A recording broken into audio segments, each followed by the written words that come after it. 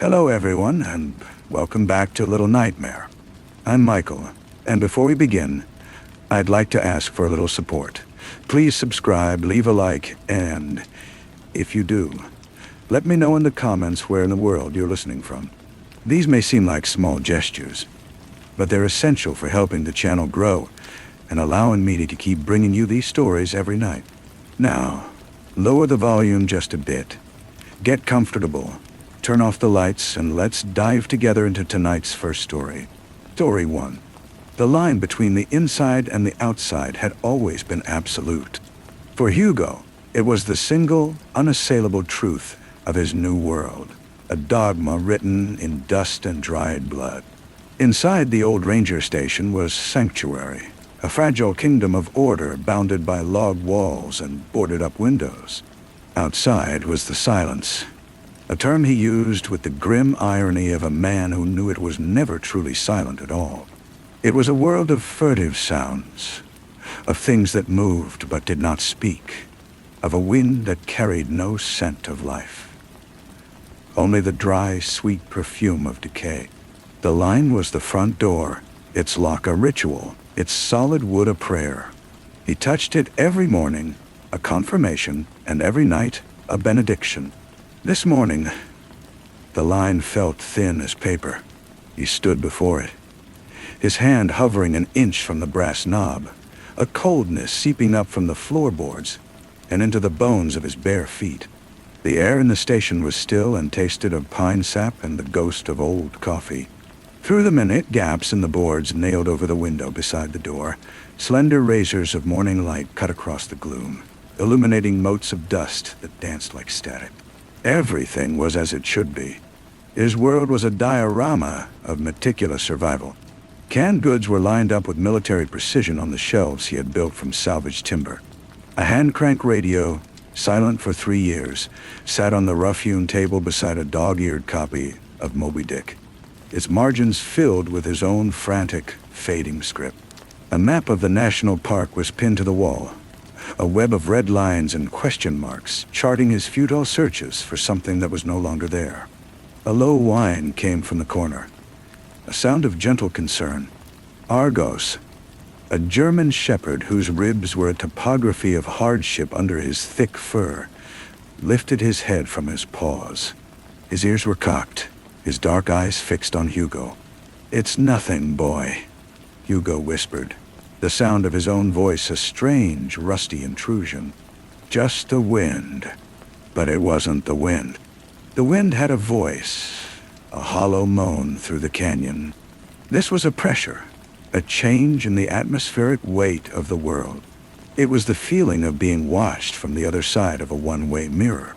The line, for the first time, felt permeable. Something out there was pressing against it, not with physical force, but with a kind of terrible attention.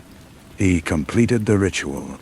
He turned the lock, the bolt sliding home with a solid metallic clunk that was meant to be reassuring. It felt like a child clicking 2 rocks together to ward off a thunderstorm. The days were for living. That was another rule. The nights were for hiding, for holding his breath in the absolute dark, for listening to the things that shuffled and scraped against the outside walls. But the days were his. He would work in his small, struggling vegetable garden, its soil stubborn and yield meager. He would check his snares, always empty.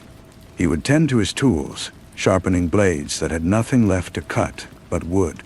He would talk to Argos, his conversations a rambling monologue about the past, a litany of names and places that were becoming as insubstantial as smoke. Today, his task was water. The station's rain barrels were low.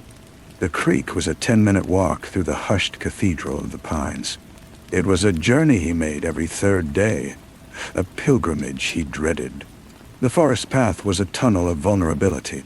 He shouldered his pack, the weight of the empty canteens a familiar burden. He checked the knife on his belt, then the hatchet. Last, he picked up the rifle. It was a heavy, cold comfort. He had 17 bullets left. He had not fired one in over a year. The sound was an invitation, a beacon. It was better to be quiet, to be still, to be forgotten. Argos pressed against his leg, a solid, warm presence. Hugo opened the door, the line breached, and stepped from the kingdom of order into the empire of the silence. The forest was too quiet. It was a cliché he had long since exhausted. This was a deeper quiet, an attentive quiet. The usual scuttling of beetles under bark, the distant call of a jay. These were absent. The only sound was the crunch of his own boots on the needle-strewn path and the soft panting of Argos. The air was thick and still, the sunlight falling through the canopy in dusty, slanting pillars that seemed to illuminate nothing. He could smell the damp earth, the resinous pine, and beneath it, that other smell. The iron smell, he called it. Not quite blood, not quite metal, but the scent of something vital that had been spilled and left to oxidize in the open air. He moved with a predator's caution, his senses stretched taut. Every shadow was a potential crouching form. Every snap of a twig, even under his own foot, was a jolt to his heart. He saw the signs, as he always did. A dark, flaking stain on a granite boulder. A shred of cloth caught on a thorn bush, bleached and torn. A footprint too long and splayed, pressed deep into a patch of mud near the creek bank. They were the graffiti of the new tenants of the world, the infected. He never saw them in the day. They were creatures of the gloom, of the deep woods and the moonless nights. But their presence was a constant stain on the daylight, a reminder that the line was a temporary, desperate fiction. He reached the creek, a silver ribbon of water chattering over smooth stones. The sound was a relief, a natural noise in the unnatural hush. He knelt, the cold water soaking into the knees of his trousers, and began to fill the canteens. Argos drank noisily a few feet away, then froze. His head came up, water dripping from his muzzle. A low, guttural growl rumbled in his chest, a sound Hugo had not heard in months. Hugo's hand went to the rifle. He followed the dog's gaze across the creek, into the thick wall of ferns and shadows on the other side. At first, he saw nothing. Then, a shape resolved itself. It was slumped against the base of a giant cedar, so still it could have been a trick of the light and shadow. It was humanoid, or had been. It was wrapped in a filthy, tattered coat, its head bowed so that its face was hidden. Its hands, resting on its knees, were long-fingered and caked with dirt. It did not move. It did not seem to breathe. This was wrong. The infected did not rest like this in the open. They were either a frenzy of motion, or they were hidden, coiled in the dark places. They did not sit by creeks in the daylight like tired travelers. Argos's growl deepened into a snarl. Hugo raised the rifle, the stock cold against his cheek. He sighted down the barrel at the still form. His finger rested on the trigger. One bullet. A simple, permanent solution. He could cross the name off the ledger of the living. It was what he had done before. But he did not fire. The figure moved. Its head lifted slowly, with a stiffness that spoke of great age or profound weariness. The face that emerged from the shadow of the hood was not the twisted, feral mask of the infected. It was a woman's face, gaunt and streaked with grime, but human. Terribly, unequivocally human. Her eyes were the color of a winter sky, and they held a clarity that struck Hugo like a physical blow. He had not seen a look that sane in years. For a long moment, they stared at each other across the burbling water, the hunter and the apparition. The line between him and the outside world, which had been so clearly defined just moments before, dissolved into mist. He was not the last. The thought was so seismic, so world-shattering, that he felt dizzy. "Don't," she said. Her voice was a dry rasp, the sound of leaves scraping over stone. It was the first human word, other than his own, he had heard in an eternity. He did not lower the rifle. "Who are you?" His own voice was a stranger's. "Caitlin," she said. She did not blink. Her gaze was unwavering, a lighthouse beam in his fog of solitude. "I've been following the smoke from your chimney for a week." Hugo's blood ran cold. A week. She had been out there, watching the line of his sanctuary, while he slept unaware inside. The safety of the ranger station was an illusion.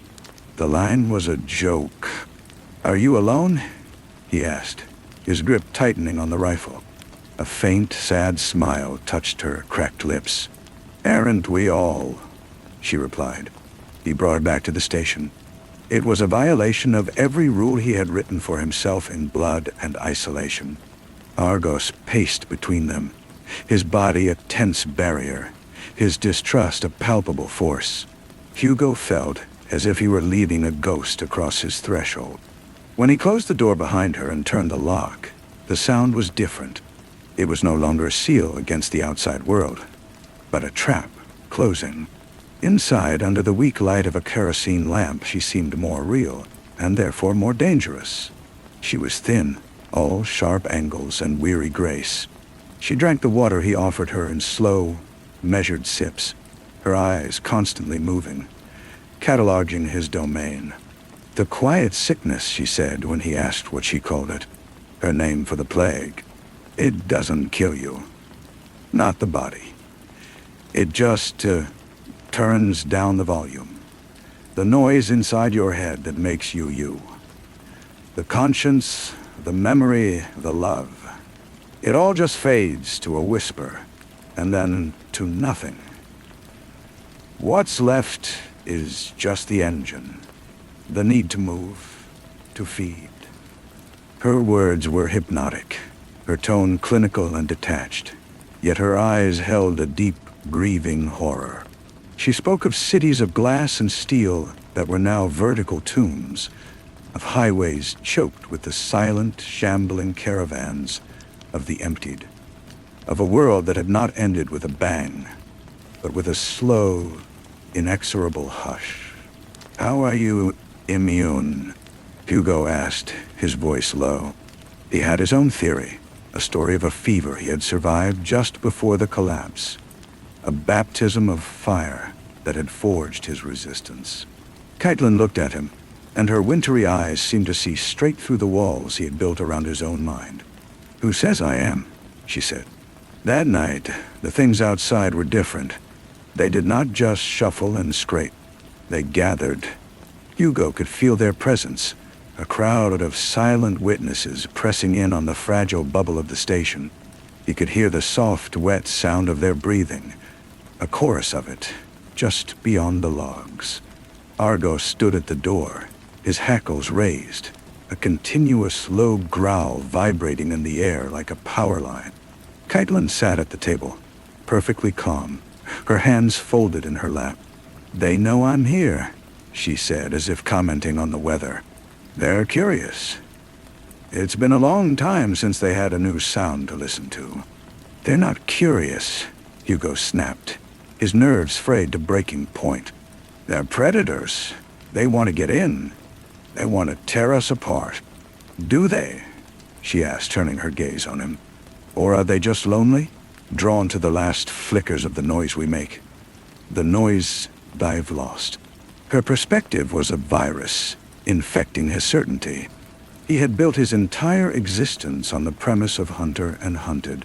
She was suggesting they were all just survivors, different only in degree, not in kind. The line between him and the things in the dark was blurring, and it terrified him more than any fang or claw. Days bled into one another. Caitlin's presence was a disruption, a stone thrown into the still pond of his routine. She questioned everything. Why he bothered with the garden when the soil was dead. Why he read the same book over and over. Why he held on to the memory of a world that was gone. "You're building a shrine, Hugo," she told him one evening as he meticulously cleaned his rifle for the third time that week. "You're the high priest of a dead god. The god was called yesterday. It's time to let it go." "This is all that's left," he said, his voice tight. "No," she whispered, leaning close. Her iron smell was stronger now, a scent he had mistaken for the grime of the road. "This is the waiting room. The real world is out there. It's quiet and it's simple. You just have to be quiet too. You have to stop fighting the silence and learn to listen to it. He began to have dreams. Vivid, terrible dreams where he was walking among the infected. In the dreams, he was not afraid of them, and they were not afraid of him. They moved through the stark, moonlit landscapes like a school of fish, a single, flowing organism. There was a peace in it, a profound and awful peace. He would wake with a start, the memory of the silence clinging to him like a shroud, and find Caitlin awake, watching him from her cot, her eyes gleaming in the dark. The climax came on a night when the moon was a sliver of bone in a starless sky. The pressure outside was immense, a physical weight against the walls. The breathing, the shuffling. It was a symphony of presence. Hugo stood with his back to the door, the rifle in his hands, his heart hammering against his ribs. He was the last bastion, the final line of defense. Caitlin stood in the center of the room. She had taken off her coat. Her arms were thin, her skin pale, and there, on her forearm, just below the elbow, was a patch of skin that was dark, almost black, and smooth as polished stone. It was not a wound. It was a change. You see, she said softly, the boundary was always a lie. There is no inside or outside. There is only the great quiet and our little temporary noises. My noise is almost finished. Yours is still so loud. She took a step toward him. Argos backed away, whining, his tail between his legs. They're not trying to get in, Hugo, she said, her voice losing its human cadence, becoming flatter, emptier. They're waiting for you to come out, to join the chorus, to stop being a single screaming note and become part of the harmony. He raised the rifle. Stay back. She smiled, a gesture that held no warmth, only a vast and pitying understanding. Or what? You use one of your precious bullets. You'll make a loud, final noise, and then what? The silence will still be here. It's patient. It's all that's left. She took another step. Hugo's finger tightened on the trigger. He looked into her eyes, and he no longer saw the winter sky. He saw the void between stars. He saw the truth. She was not a survivor. She was a missionary, a herald. She was the blurred boundary made flesh. He did not fire. The rifle felt suddenly absurd in his hands, a toy against the tide of eternity. The fight drained out of him, not in a rush, but in a long, slow exhale.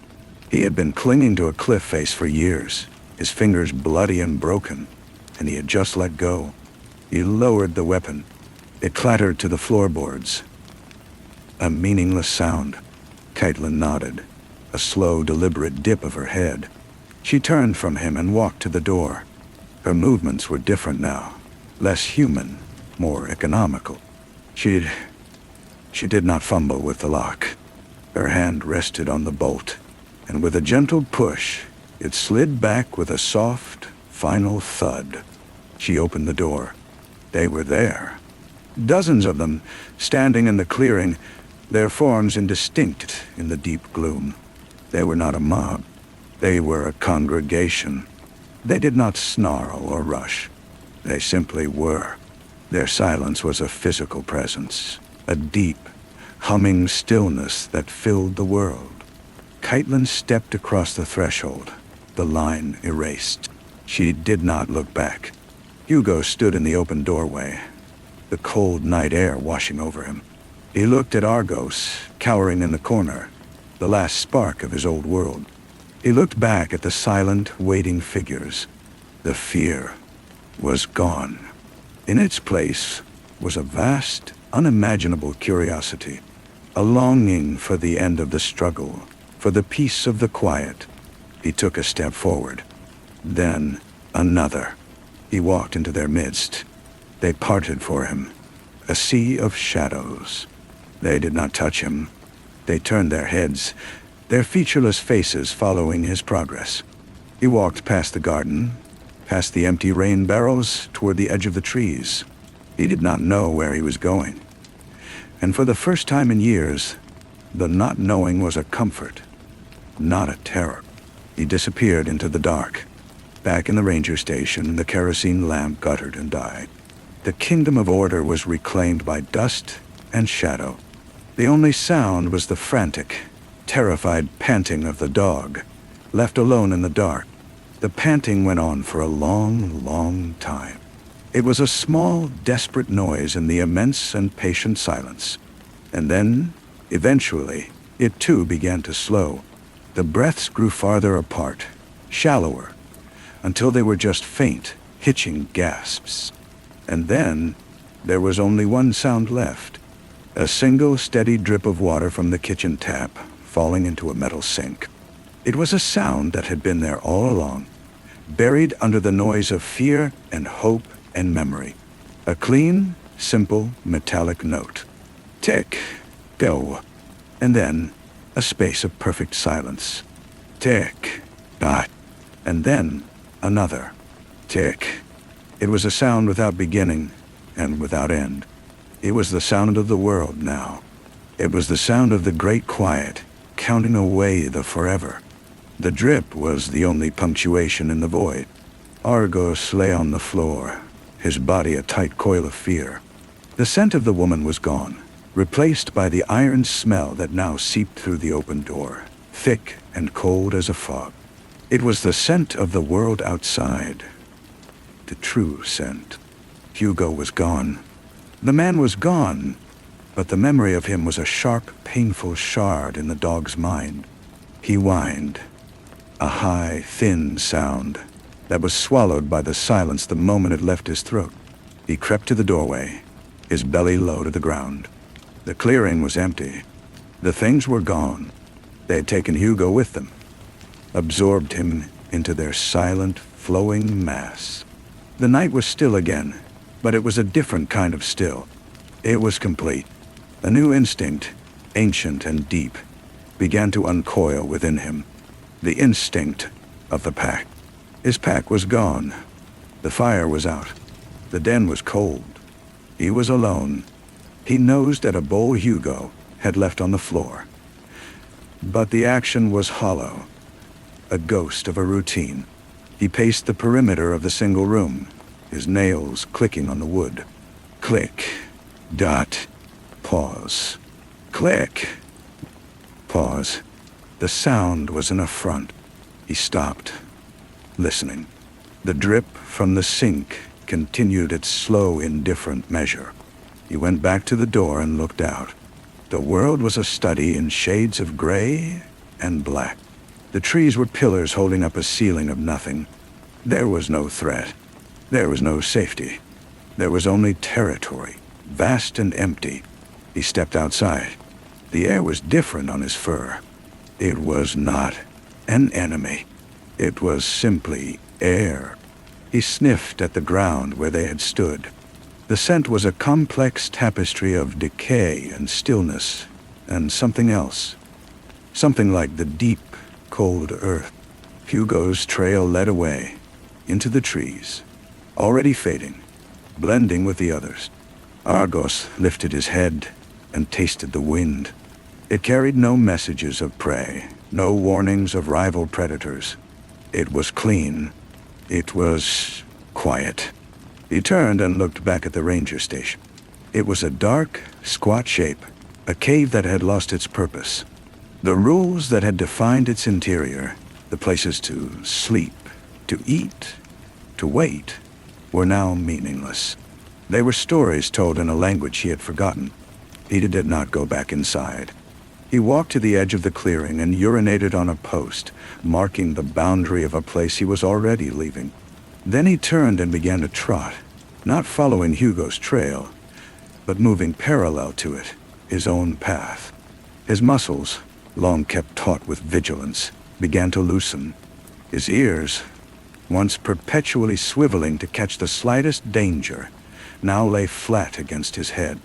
His world, which had been a small, desperate fortress, was expanding into an endless, silent country. He ran for a long time, through stands of pine and across rocky stream beds. The moon provided a thin, bone-white light. He was not running from anything. He was not running to anything. He was simply moving. The rhythm of his paws on the earth was a new kind of pulse, a simpler one. As the night began to soften towards a dawn he would not truly see. He came across one of them. It was standing alone in a small glade, motionless, its head tilted back as if smelling the sky. Argos stopped. The creature did not turn. It showed no awareness of him, no aggression, no fear. The old Argos would have barked, would have bristled, would have felt the surge of protective fury. The new Argos simply watched. He smelled the air. The iron smell was strong here, but it was not a warning. It was just a fact, like the smell of pine or stone. He took a step closer, then another. The thing remained utterly still, a statue woven from shadow and silence. Argos came within a few feet of it. He sniffed, his wet nose almost touching its tattered leg. The scent was complex, but it held no malice. It was the scent of absence. He stood there for a moment, dog and emptied man under the fading stars. Then, with a soft exhalation, Argos turned and continued on his way. The creature did not react. It was just another feature of the landscape. The sun rose, casting long, weak shadows. Argos found a hollow under the roots of a fallen tree and lay down. He was not hiding. He was resting. He closed his eyes. The sounds of the forest, the ones Hugo had strained to hear, were there. The scuttle of insects, the call of a bird. But they were distant, unimportant. They were just noise. Beneath them, holding them all, was the deep, resonant hum of the quiet. He slept, and in his sleep, he did not dream of Hugo, or of the warm fire, or of the sound of a human voice. He dreamed of running, of the wind in his fur, of a world without edges. He dreamed of silence, and it was not empty. It was full. The sleep was deep and without borders. When he awoke, the angle of the light had changed, slicing through the trees in thick, golden bars. He was hungry. The thought was a simple, physical signal, uncomplicated by memory or longing. He rose from the hollow and drank from a nearby stream, the water cold and clean. He caught the scent of a rabbit and followed it with a detached focus, his body moving with an efficiency that felt both new and deeply familiar. He did not catch it, but the failure carried no frustration. The hunt was just motion. The hunger was just a state of being. He traveled east, away from the rising sun, for no reason other than it felt the same as any other direction. The forest began to thin, giving way to rocky, open ground. In the distance, he saw the straight, unnatural lines of a road. He approached it cautiously, his instincts pricking at the alien geometry. The asphalt was cracked and veined with weeds. A line of rusted, skeletal cars stretched into the haze, a metal graveyard. He moved between them, his nose twitching at the sense of old oil and dust and decay. In one, he found the remains of a human, slumped over the steering wheel, little more than bones and faded cloth. He sniffed at it, then moved on. It was just another object. A sound made him pause. It was a faint, rhythmic scraping. He followed it, his body low, not out of fear, but from a residual habit of stealth. Behind a larger vehicle with faded lettering on its side, he found another of the quiet. It was a man, or had been. He was using a piece of broken glass to slowly, methodically, scrape the paint from the side of the car. The motion was endless, purposeless. The screech of the glass on metal was the only sign he gave of existing. Argos watched for a time. The creature took no notice of him. Its entire world was the patch of paint it was erasing. The dog turned away. The the sound already fading from his attention. It was just another noise, soon to be reabsorbed by the silence. He continued down the road. The further he went, the more of them he saw. They were not gathered, but scattered, each engaged in their own private, meaningless ritual. One was walking in a tight, endless circle. Another was stacking and restacking a pile of stones. A third simply stood, facing the sky, its mouth slightly open as if waiting for rain. They were not a community. They were a collection of islands, each surrounded by its own sea of stillness. Yet, as Argos moved among them, he began to feel a new current, a subtle pull. It was not a sound, but a direction, a consensus of movement. They were all, in their slow, meandering ways, drifting towards something. The road began to slope downward, curving around a hillside. And then he saw it. Below, in a wide flat valley, was a city. Its towers were gray teeth against the sky. This was the source of the pull. A low thrum seemed to emanate from it. A vibration felt more in the bones than in the ears. It was a magnetic silence, a gravity of quiet. He stood at the crest of the hill, looking down. The city was not dead. It was occupied. He could see the tiny, slow-moving shapes of thousands of the quiet, filling the streets, standing in the windows, a vast and patient population. They were not tearing it down. They were inhabiting it, as termites inhabit a mound, or as lichen clings to a rock. They were the city now. A group of them was moving up the road toward him. They did not walk with purpose, but with the inevitable flow of water finding its level. They passed him on either side, their vacant eyes looking through him. One, a woman with long matted hair, brushed against his flank. Her touch was cool and dry. There was no reaction from her, no spark of awareness. It was like being touched by a stone. He fell in beside them. He entered the city with the tide. The streets were canyons of concrete and glass, filled with a soft, shuffling murmur. The air was thick with the iron smell, so potent here, it was like breathing in the dust of old machinery. They moved in a slow, continuous procession. There was no jostling, no conflict. Space was made and taken without a thought. He saw Hugo. He was standing on a metal platform, what had once been a bus stop, looking out over the flowing crowd. His posture was different. The tension that had defined him, the coiled readiness for a fight, was gone. His shoulders were relaxed, his hands hanging loosely at his sides. His face was calm, empty of the lines of worry and rage that had been carved into it over the years. He was just another face in the crowd, another quiet note in the harmony. Argos stopped and looked up at him. He waited for a sign, a flicker of recognition, the sound of his name. Nothing came. Hugo's gaze swept over him with the same detached neutrality with which he regarded a broken lamppost or a crack in the pavement. The bond was not broken. It was erased, as if it had never existed. The dog stood there for a long time, the last fragile thread of his old life stretching taut, and then, silently, snapping. There was no sadness.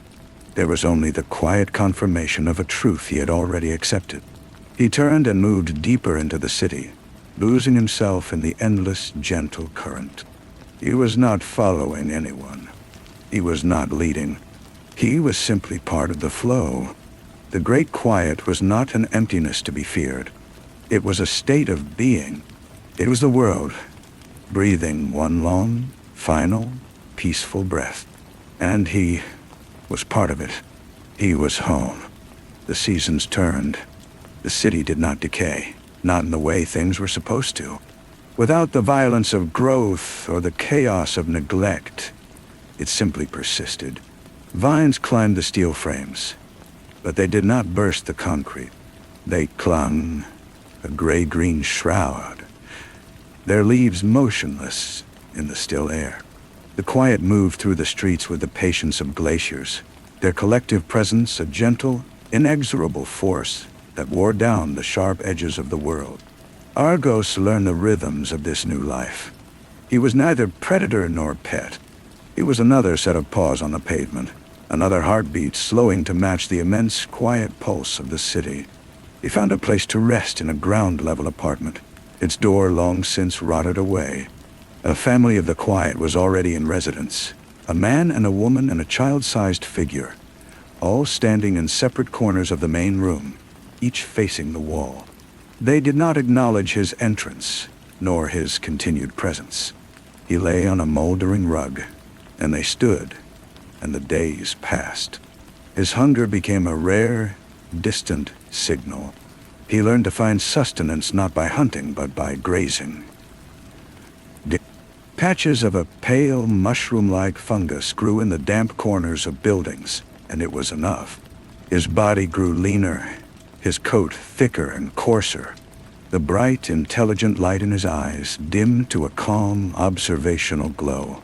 He did not forget his past life, but the memories became like pictures in a book found in the ruins, stories about someone else. He would sometimes see Hugo.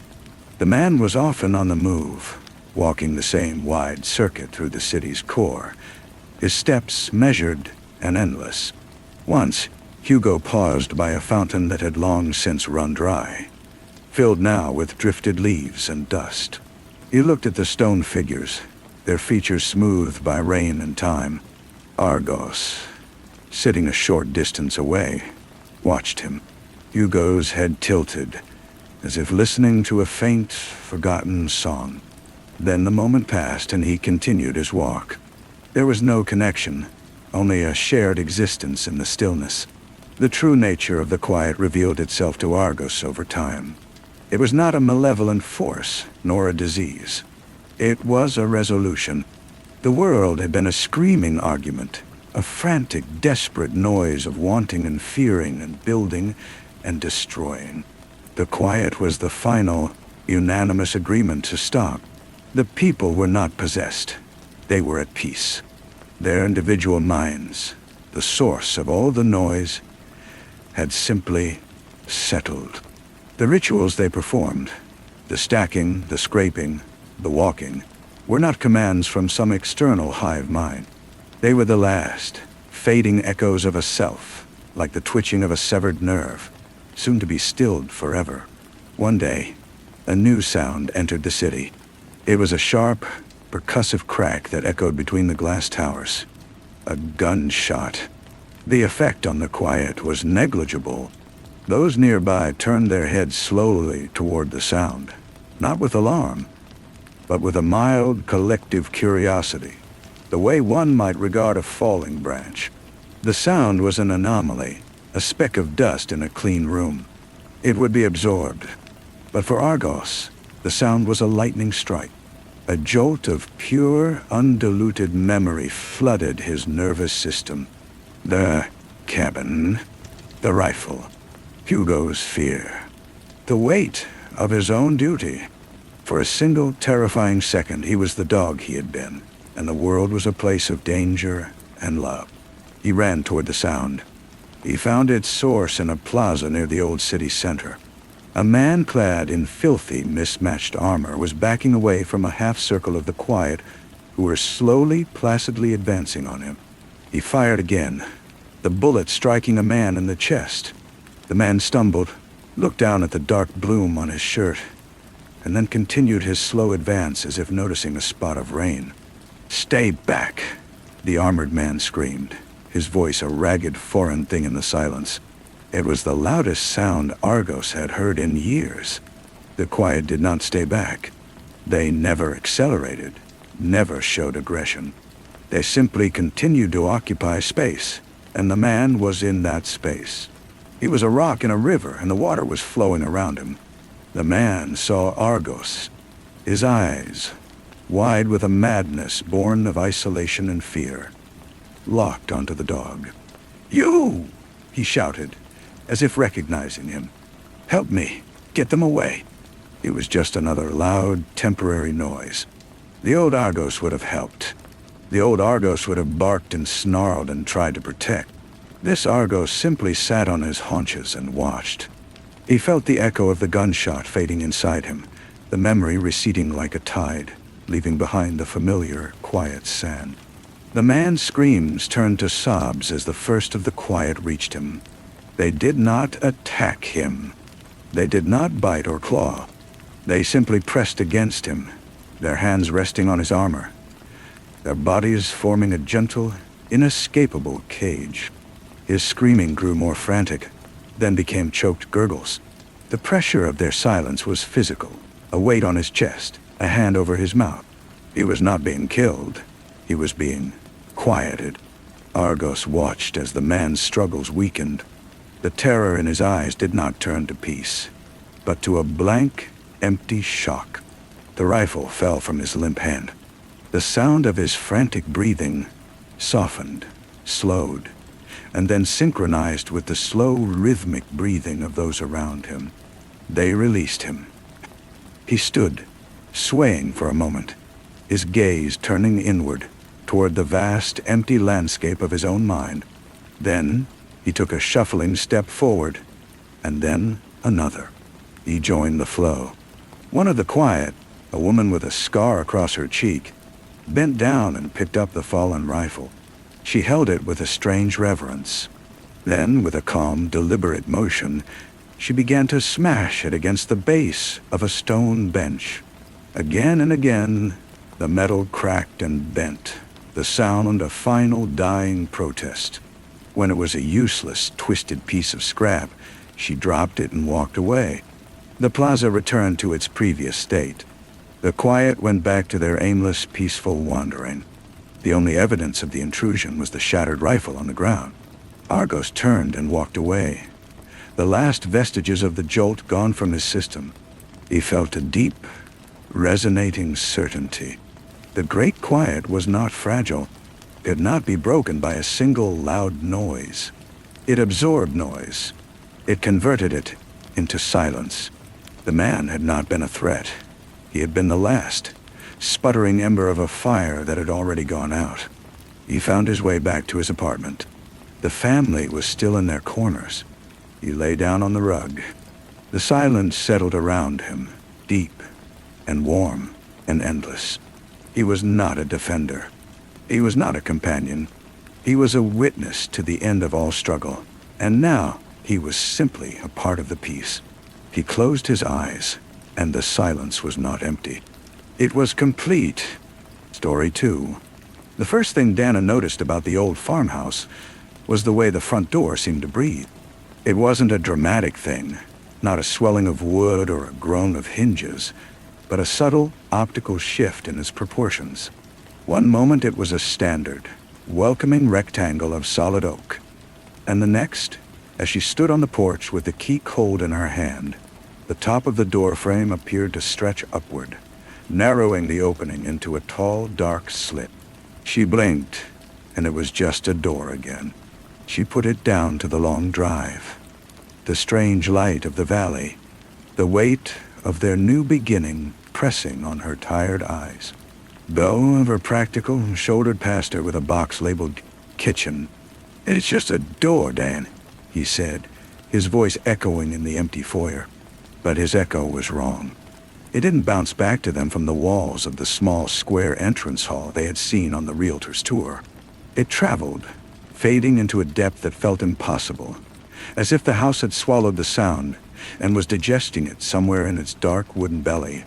The space beyond the foyer was a long, shadowy hallway that seemed to recede forever, the far end lost in a gloom the afternoon sun couldn't penetrate. It looked too long, too narrow, a throat leading down into the earth. They had come to Stillwater for the quiet, for the sense of community the realtor had gushed about, a place where people knew your name and the air didn't taste of exhaust and anxiety.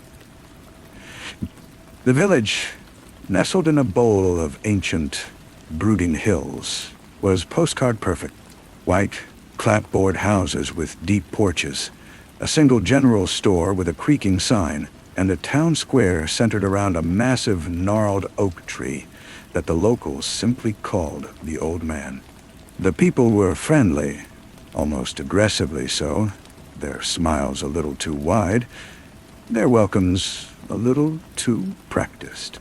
They were led by Dale, a woman whose age was as unguessable as the weather-smooth stones in the creek behind their new home. She was the village matriarch, her hair a silver crown, her eyes the color of the flint that littered the fields. She brought them a loaf of dark, dense bread that smelled of earth and rye.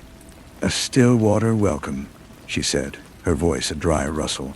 "The land provides. We give thanks." Dana was charmed. She loved the way the mist clung to the hills in the morning, a soft, gray blanket. She loved the sound of the creek, a constant, whispering companion. She started attending the women's sewing circle in Dale's parlor, her fingers clumsily pushing a needle through rough linen while the other women's hands flew, creating intricate, repeating patterns of stalks and scythes and strange, spiraling suns. They spoke in low, harmonious tones about the weather, the soil, the approaching Harvest Home Festival. It was the town's biggest event, a celebration of the land's bounty. Dana felt a pull, a deep, atavistic yearning to belong to this rhythm, to this ancient cycle of growth and gratitude. Bio felt only a growing unease. He was a historian, a man who trusted documents and facts, and Stillwater's history was a palimpsest with too many layers scrubbed away. The town records in the tiny library were meticulous accounts of weather and crop yields, but there were gaps, whole decades that were just blank pages. The people were friendly, but their friendliness was a wall. Their eyes held a flat, knowing light when they looked at his family, a look that said, "You are temporary, and we are the stone." He began to take long walks, mapping the perimeter of their property, of the town itself. He found oddities. Stones stacked in cairns at the edge of the woods, always in groups of 7. Bundles of dried corn husks, tied with red thread, hanging from the lowest branches of the old man in the square. And the shadows. He kept catching them out of the corner of his eye, tall and thin, moving between the trees with a liquid grace that was not quite human. When he turned to look, there was nothing there but the deepening twilight. The house continued its subtle warping. Dana would place a vase on the mantelpiece, and an hour later it would be on the floor, unbroken, as if the mantel had simply tilted and let it slide. The hallway, which Bo had measured at exactly 30 feet, sometimes felt like a 100-yard sprint to reach the kitchen, the far door a diminishing square of light. Other times, it was just a hallway. The heartbeat of the house was not their own. It was a low, subterranean thrum they felt through the soles of their feet, a vibration that came up from the foundation stones and into their bones. It was the sound of the land, Dana decided, a comforting lullaby. To Bo, it was the sound of a vast sleeping machine, and he was afraid of what would happen when it woke up. As the days shortened and the air grew crisp with the promise of autumn, the town's preparations for Harvest Home intensified. The symbolic decorations became more overt. Wreaths of wheat and bitter-smelling herbs appeared on every door. The spiraling sun patterns from the sewing circle were painted on the sidewalks, in a thick black substance that smelled of tar and old blood. Dale visited more frequently, her flinty eyes always on Dana, assessing, approving. She spoke of the great reaping, the time when the community gave back to the land that sustained them. "A sacrifice is not a loss," she whispered to Dana one evening on the porch, the candle between them guttering in the wind. "It is a transaction. A seed must die in the earth so the stalk may live. It is the oldest truth." Bill, digging in the cellar for old jars, found a loose stone behind the coal chute. Behind it was a small, hidden niche. Inside was a single, tallow candle, its wax the color of old bone, and a small, leather-bound journal. The pages were brittle, filled with a cramped, frantic script. It was the account of a man named Elias Croft, the last outsider to buy this farm, dated 70 years prior. The entries began with hope, then curdled into fear. He wrote of the shifting house, the watching shadows, the way his wife, Abigail, had been drawn into the town's rituals. His final entry was a single, trembling sentence. They take the willing one at the reaping. The land does not thirst for blood, but for a song. It eats the song inside the blood. He showed the journal to Dana. She held it in her hands, her fingers tracing the desperate words, but her eyes were distant. He was afraid of what he didn't understand, Bo, she said, her voice soft, hypnotized. It's a celebration, a thanksgiving. Dale says it's a great honor to be chosen to light the final candle. She looked toward the window, toward the old man in the square, where the villagers were gathering for the evening. The candle on their porch flickered, its flame stretching tall and thin for a moment, casting a distorted shadow of Dana against the wall, a gaunt, elongated silhouette that did not move when she did. The night of harvest home arrived, a moonless black vault pierced by cold, sharp stars. The entire village was in the square, a silent, expectant circle around the old man. They wore simple clothes of homespun cloth, their faces pale, serious ovals in the torchlight. A space had been cleared at the base of the massive tree, and a single ornate chair, carved from a single dark root, stood empty. Dale stood before it, holding the old bone-colored candle Bo had found in the cellar. Dana walked forward as if in a dream. She was wearing a white dress she had sewn herself, embroidered with the stalk and scythe pattern. Her face was serene, beatific. Bio tried to push through the crowd, but the villagers did not fight him. They simply stood, shoulder to shoulder, a wall of placid, implacable flesh. Their silence was a physical force.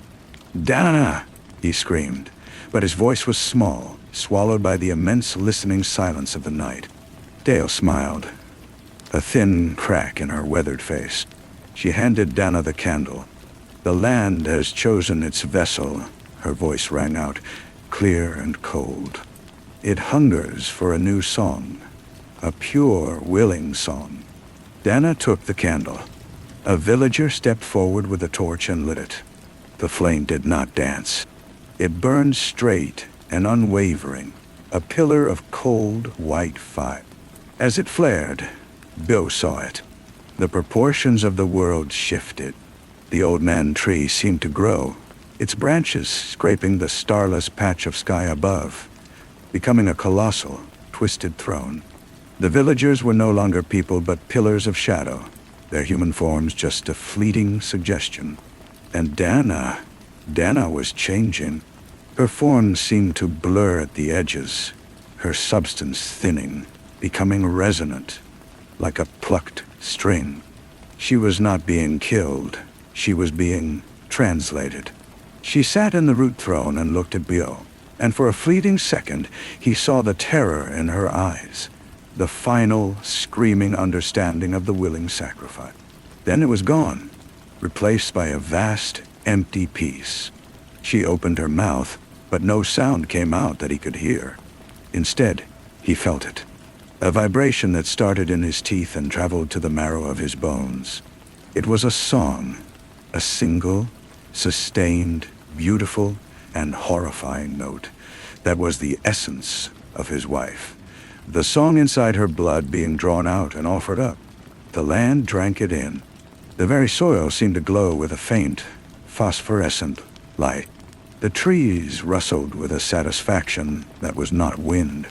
The heartbeat, the subterranean thrum they had felt in the house, grew stronger, fuller, a contented rhythmic pulse that shook the ground.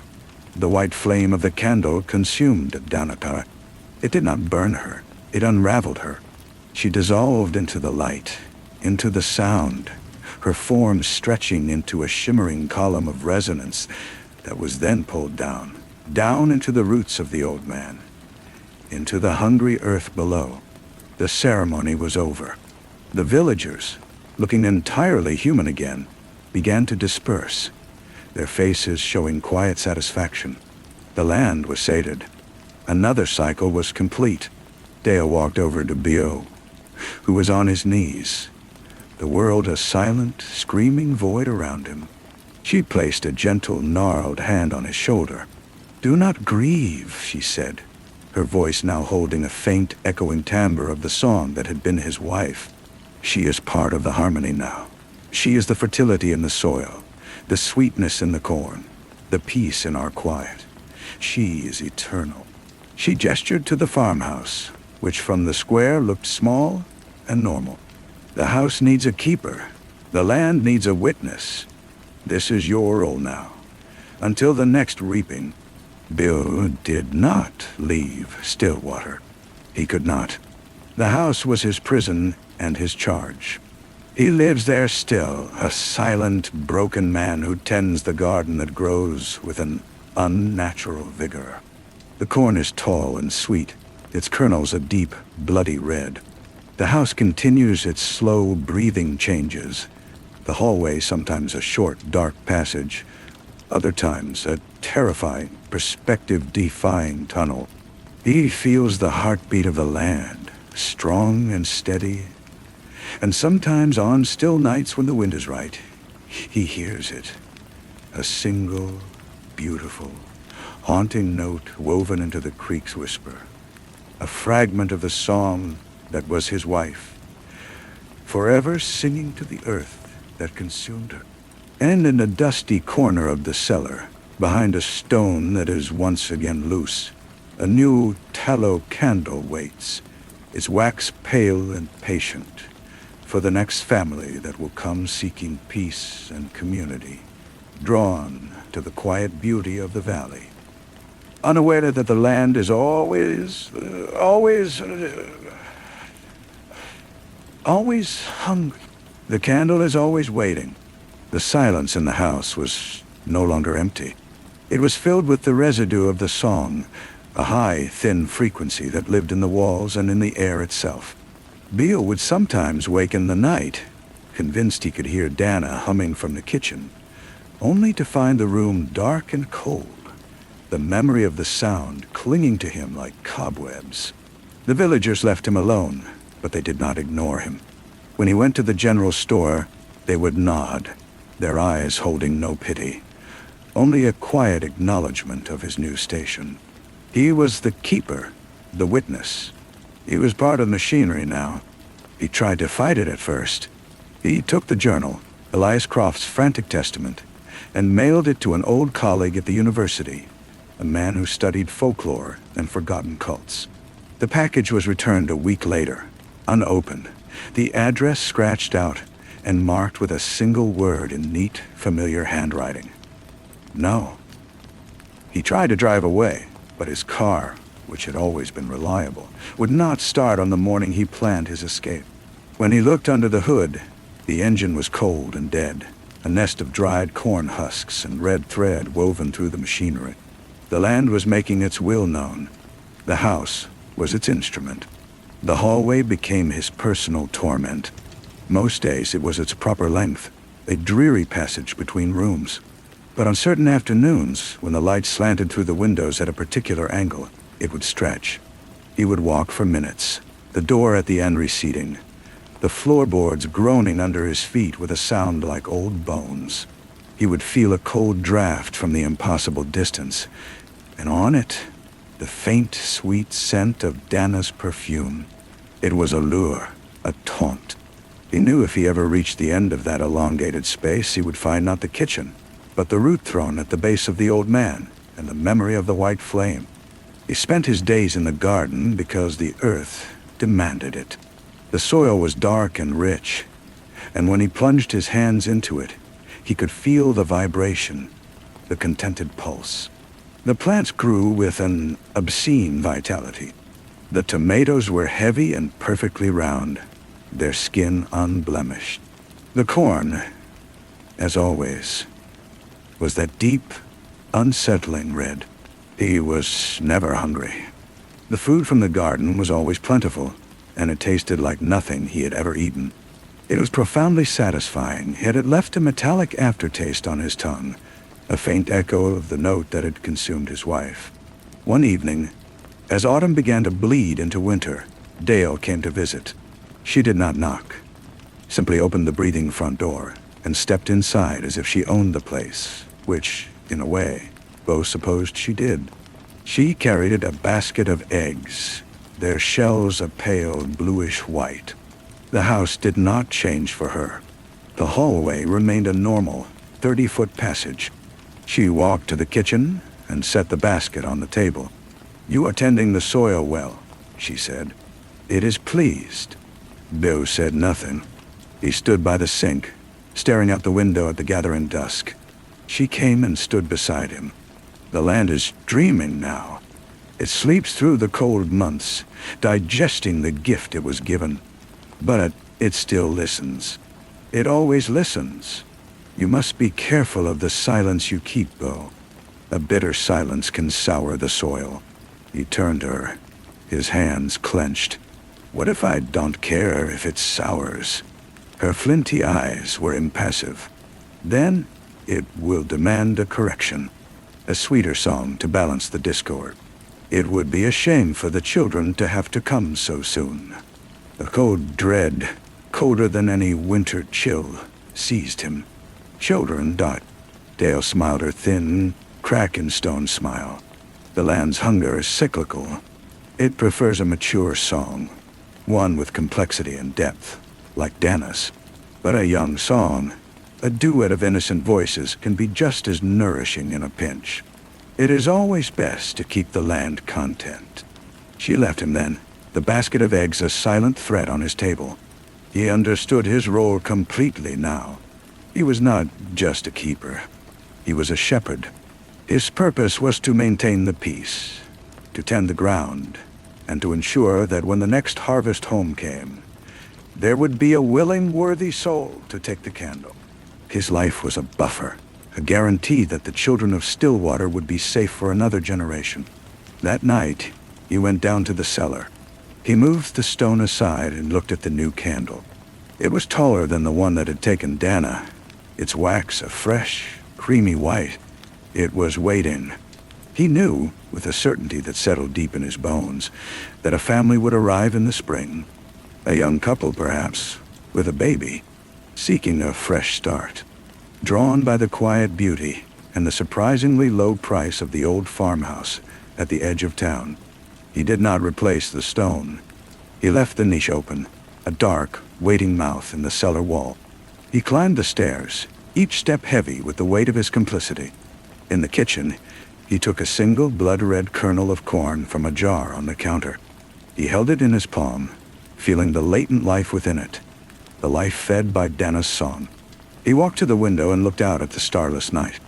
The silence was no longer a void. It was a presence, vast and ancient and patient. And from deep within the house, from the very foundations, he heard it again.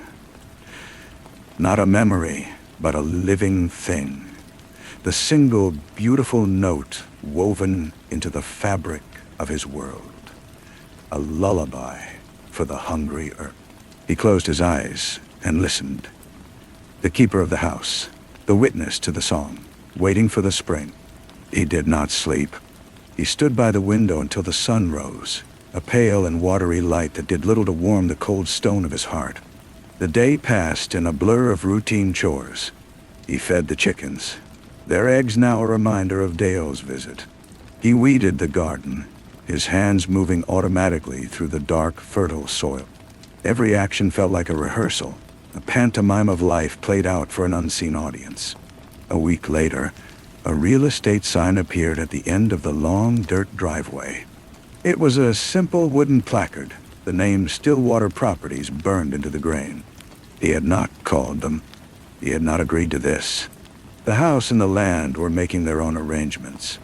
He watched from the porch as a car, a sensible sedan dusted with road grime, slowed near the sign. He saw the hopeful faces of a young couple inside, their eyes scanning the property, the creek, the charming, deceptive farmhouse. He felt a violent urge to run down, to wave his arms, to scream at them to turn back. But he didn't. His feet were rooted to the porch planks as if the house itself held him fast. He simply stood and watched as the car drove on, knowing it was not a matter of if, But when? They would be back. The land was calling them. The house began to prepare. The oppressive, stretching quality of the hallway vanished, replaced by a cozy, inviting shortness. The floorboards stopped their nocturnal groaning and became solid and silent. A faint, pleasant smell of baking bread sometimes wafted from the kitchen, though the oven was cold and empty. It was putting on its best face, dressing itself for the new prospects. Bill felt like a ghost in his own home, a caretaker whose only purpose was to not interfere. One afternoon, the sedan returned. A man and a woman got out, followed by a small, energetic boy with bright red hair. The woman was pregnant, her hand resting on the gentle swell of her belly. Bill watched from the window, his breath fogging the glass. A duet of innocent voices. The land was not being subtle in its desires. Dale's words echoed in his mind. It would be a shame for the children to have to come so soon. The real estate agent, a man Bill recognized from the general store, led them up the path. Bill met them at the door, his face a carefully constructed mask of weary welcome. The couple introduced themselves as Mark and Chloe Dadoy. The boy, Liam, darted past his legs into the house with a whoop of excitement. "It's so much more peaceful than the city," Chloe said, her eyes shining as she looked around the living room. "You can just feel it, can't you? It feels like home." Mark nodded, putting an arm around her. "We've been looking for a place with some land, a real community. A good place to raise a family." Bill's throat was tight. He managed a nod. "The community is very close-knit." Liam came running back from the hallway, which was behaving itself perfectly. "This place is cool," he shouted. "I heard a creak. Can I go see?" "Of course," Bill heard himself say. His voice sounded distant, alien. "Just follow the path down the hill." As the boy ran outside, Chloe smiled at Bo. "You're welcome to stay on, of course. The agent said you might be interested in that. It would be so helpful to have someone who knows the land." Bill looked from her hopeful face to Mark's earnest one. He thought of the candle in the cellar, its pale wax waiting in the dark. He thought of the song, the terrible, beautiful note that was now part of the wind and the water. He was the keeper. This was his transaction, his silence for their temporary safety, his complicity for the land's patience. He forced a smile onto his face, a brittle, cracking thing. "Yes," he said. "I know the land. I'd be happy to stay." The tour of the house was a surreal pantomime. Bo pointed out features with a numb detachment, his words echoing in the cozy, sunlit rooms that felt like a stage set. Mark admired the solid woodwork. Chloe exclaimed over the deep farmhouse sink. They saw no shifting walls, no breathing doors. The house was a perfect, placid liar.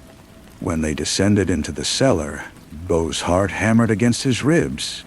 He guided them past the niche, keeping their attention on the sturdy canning shelves and the stone foundation. The candle waited, unseen, in its dark recess. He felt its presence like a cold spot in the room. After they left, promising to talk numbers with the agent, the house seemed to sigh. The pleasant smell of bread faded. The hallway, when Bo walked down it, seemed just a fraction longer than it had been during the tour. A quiet reward for his cooperation. The sale went through with impossible speed. By the first thaw, Mark, Chloe, and Liam were moving in. Their furniture was bright and new, their voices filling the spaces where only silence and memory had lived. Liam's laughter was a sharp, foreign sound that made Bo flinch. He moved into the small groundskeeper's cottage behind the main house, a structure that had, until that week, been half collapsed and filled with rusting tools. The land had restored it for him, making it snug and weatherproof, a comfortable cage for its warden. He watched them settle in. He showed Mark how to till the garden, his own hands demonstrating the precise depth and spacing the soil demanded. He helped Chloe identify the perennial herbs that grew with wild abundance near the creek. He never smiled, but he was helpful, a quiet font of necessary knowledge.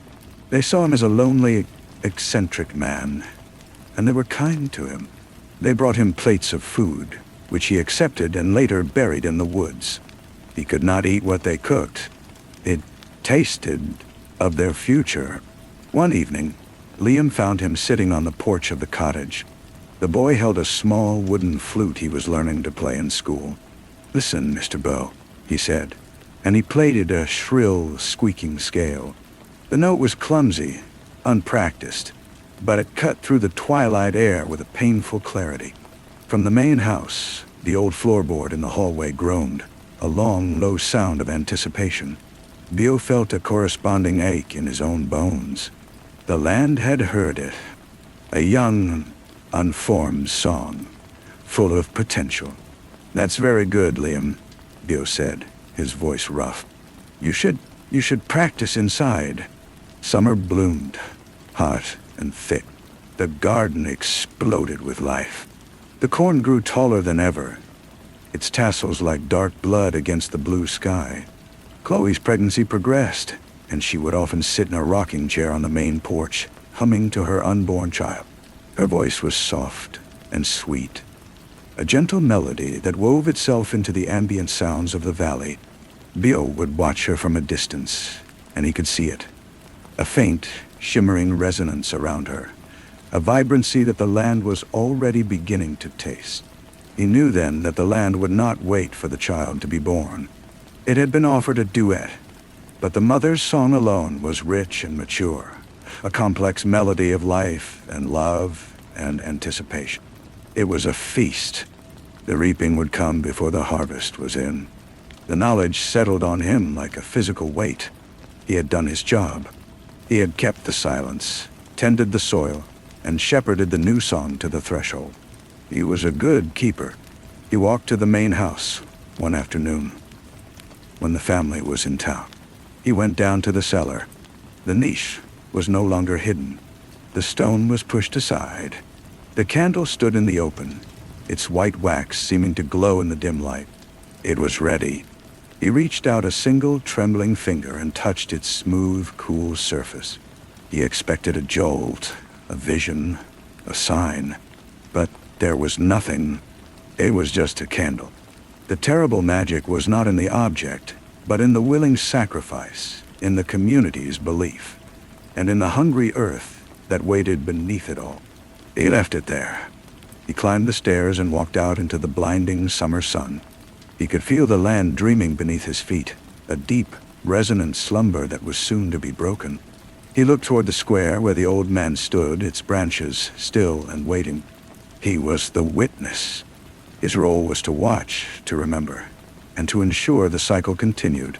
He went back to his cottage to wait for the long, slow days to unwind, for the moon to wane, and for the silent, expectant circle to form once more in the square. The heat intensified, becoming a physical pressure that weighed on the valley. The air grew still and heavy, and the songs of the birds fell silent. Even the constant whisper of the creek seemed to soften, as if listening. Bo watched the signs with a grim familiarity. The leaves of the old man in the square began to curl at the edges, a subtle thirst. The villagers, when he saw them, moved with a quiet purpose, their eyes occasionally flicking towards the farmhouse with a look of solemn preparation. They were tuning their instruments for the final silent chord. Liam was the first to feel the change. He told his parents the house was too quiet at night, that he heard a humming from the walls. Chloe, her body rounded and heavy with the coming child, just smiled and said it was the wind. But she, too, began to look pale and drawn, spending more time on the porch, her humming becoming more frequent, more intricate, as if she was composing a symphony for an audience of one. The night had happened. The moon was a sliver of bone in a starless sky. Bill sat in the dark of his cottage, waiting. He didn't need a summons. He felt the pull in his blood, a magnetic draw towards the square. He arrived to find the circle already formed, the faces of his neighbors illuminated by the single guttering torch in Dale's hand. They were not wearing their rustic festival clothes this time. They stood in simple, dark garments, their expressions unreadable. This was not a celebration. It was a function. Mark and Chloe were there, standing placidly in the center of the circle. Their eyes were wide and blank, glazed with a docile acceptance. The land's call had been subtle, a gentle persuasion they had mistaken for their own desire for a peaceful evening stroll. Liam stood between them, holding their hands, his small face confused but unafraid. Dale stepped forward. She did not look at Mark or the boy. Her entire focus was on Chloe, on the ripe life she carried. She held out her hand. On her palm lay not a kernel of corn, but a single, perfect cherry tomato from Bio's garden, its skin a deep, impossible red. "The land is thirsty," Dale said, her voice the rustle of dry leaves. "It asks for a song." Chloe smiled, a beatific, empty smile. "I have a song," she whispered, "for my child." She began to hum, the same lullaby she had hummed on the porch. But now it was richer, fuller. It spun out into the silent night, a thread of pure, beautiful sound. The air around her shimmered. The leaves of the old man rustled, though there was no wind. Beale watched, his hands clenched into fists at his sides. This was his doing. His silence had led to this. He saw Mark's vacant smile, saw Liam look up at his mother with admiration. They had no idea what was coming. They were already entranced, their wills supplanted by the ancient hunger of the place they had chosen to call home. Dale nodded. Two of the younger men stepped forward and gently, reverently, took Mark and Liam by the arms, leading them back from the circle, back towards the dark outline of the farmhouse.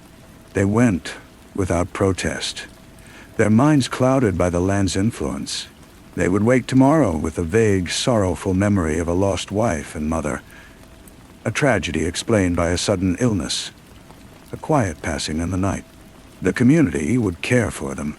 The boy would be raised here, his own song nurtured for a future day. Chloe was alone now in the circle, her humming growing in power, the single note weaving into a complex, heartbreaking aria of motherhood and love. The white roots broke from the soil, twining around her ankles, her wrists, with a tender, inexorable force. Bio did not wait to see the flame this time. He turned and walked away, back towards the cottage. He could not witness another consumption. He had already seen all he needed to see. As he walked, her song followed him.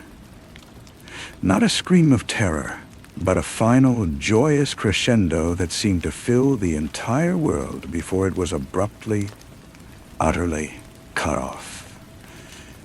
The silence that followed was deeper than any he had ever known. It was a satisfied silence. The next morning, the sun rose on a peaceful valley. The air was clean and cool. The garden was already showing new, vigorous growth.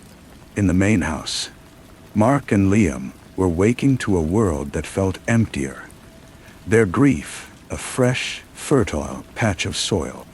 Bill emerged from his cottage and went to the garden. He knelt and plunged his hands into the earth. The vibration was strong, sated, purring like a great cat.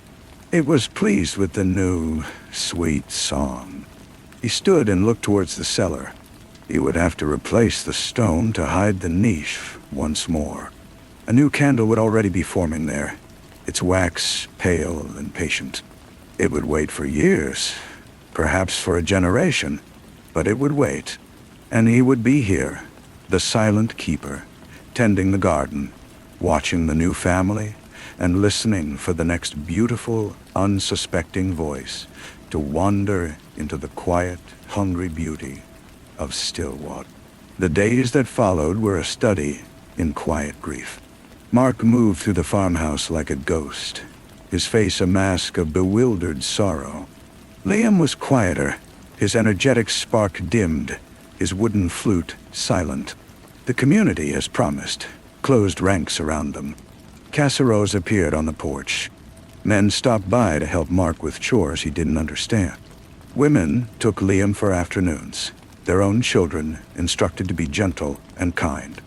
It was a seamless, practiced integration of loss into the fabric of the town. Beale watched it all from a distance, his own role shifting from shepherd to monument. He was a permanent feature of the landscape, a reminder of the way things were. He found himself tasked with watching Liam more often.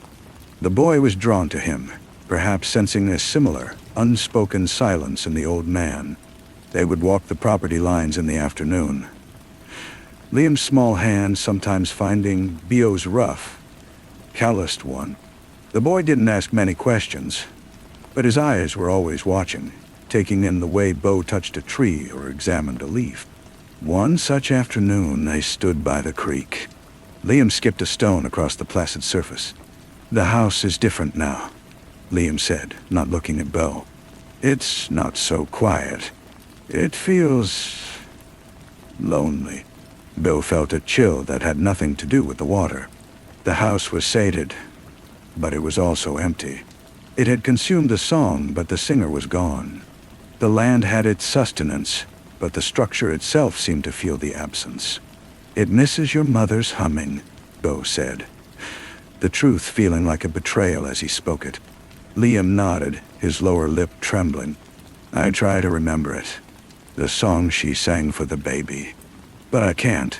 It's all fuzzy." Beale looked down at the boy, at his bright red hair like a flame against the green backdrop. He thought of the new candle in the cellar, waiting in the dark. He thought of the decades of safety this one sacrifice had purchased. But looking at Liam, he didn't see a future offering. He saw a boy who had lost his mother. A cold, hard knot tightened in his stomach, a feeling entirely his own, separate from the land's contented hum. That night, for the first time since the reaping, he dreamed. He was standing in the square. But the old man was not a tree. It was a giant, petrified ear, its gnarled bark, the texture of dried skin. And from the earth between its roots, a voice was rising. It was not Chloe's beautiful lullaby. It was a cacophony, a layered symphony of every song that had ever been taken. Dozens of voices, hundreds, woven together into a single dissonant and desperate plea. He woke with a start, the terrible music still echoing in his skull. It was not a gift from the land. It was a memory from the soil itself. He rose and went to the main house. Mark was sitting at the kitchen table, a cold cup of coffee in front of him. He looked up as Beau entered, his eyes hollow. "I think we might leave, Mr. Beau," he said, his voice flat. "This place, it's too full of her. For me and for Liam." Beale's heart stuttered. "Leave him." The word was a shock to his system, an unthinkable variable. The family was supposed to stay. The boy was supposed to grow here, his song maturing, securing the next cycle. The land would not allow this. It would act to keep them. A sudden illness for Liam Dowden. A tragic accident for Mark. The peace was a delicate, enforced thing. He looked at Mark's broken face and then past him, through the window to the garden, where the corn stood tall and dark. He thought of the dream, of the chorus of the consumed. He was the keeper. His purpose was to maintain the peace. But as he stood there, the weight of his complicity felt less like a duty and more like a chain. Perhaps that would be for the best, Beale heard himself say. His own voice was a stranger's. A fresh start. Mark looked surprised, then grateful for the lack of argument. Beale turned and walked away, leaving the father to his grief. He did not go to his cottage. He went down into the cellar. He did not look at the niche. Instead, he stood in the center of the cool, dark space and listened. He listened past the land's contented vibration, past the silence of the house. He listened for the memory in the stones, for the echo he had heard in his dream. And for a fleeting second, he heard it. A fragment of Chloe's lullaby, not beautiful, but trapped and terrified. A single thread in the vast, hungry tapestry of sound. It was a truth he could never unhear. The songs were not gone. They were imprisoned, and he was the warden of that prison. The title of keeper suddenly felt like the oldest, cruelest joke. He was not a shepherd. He was a farmer, and the family in the house above him, with their grief and their love and their fragile songs, was his livestock. Story 3. The thought arrived not as my own, but as a smooth, dark stone deposited by a retreating tide in the sand of my mind. I was standing at the kitchen sink, watching the water spiral down the drain, my hands suspended above the suds. It was a simple, almost banal memory. My grandfather, his face a leathery map of sea and sun, whittling a piece of driftwood on the back porch. He wasn't shaping a boat or a bird. He was carving a spiral, a tight, concentric coil that seemed to fall into itself. He saw me watching, and his hands stilled. He didn't smile. His voice, when it came, was a dry rattle of pebbles. "Everything wants to turn, Beverly," he'd said. "Everything that's loose eventually finds its way into the spin. It's the oldest shape, the hungriest." I was 10 years old. I had not thought of that day in 20 years, and the memory felt alien, heavy, like a key to a lock I didn't know existed. That was the first day of the new silence in our little coastal town of Alder's Cove. The gulls, usually a raucous white curtain of sound over the harbor, were gone. The air was thick and still, the color of dull pewter, and the only noise was the low, constant grumble of the ocean, a sound so deep it was felt more in the bones than in the ears. I told Dayton about the memory that evening as we sat on the porch, the scent of salt and rotting kelp clinging to the humid air.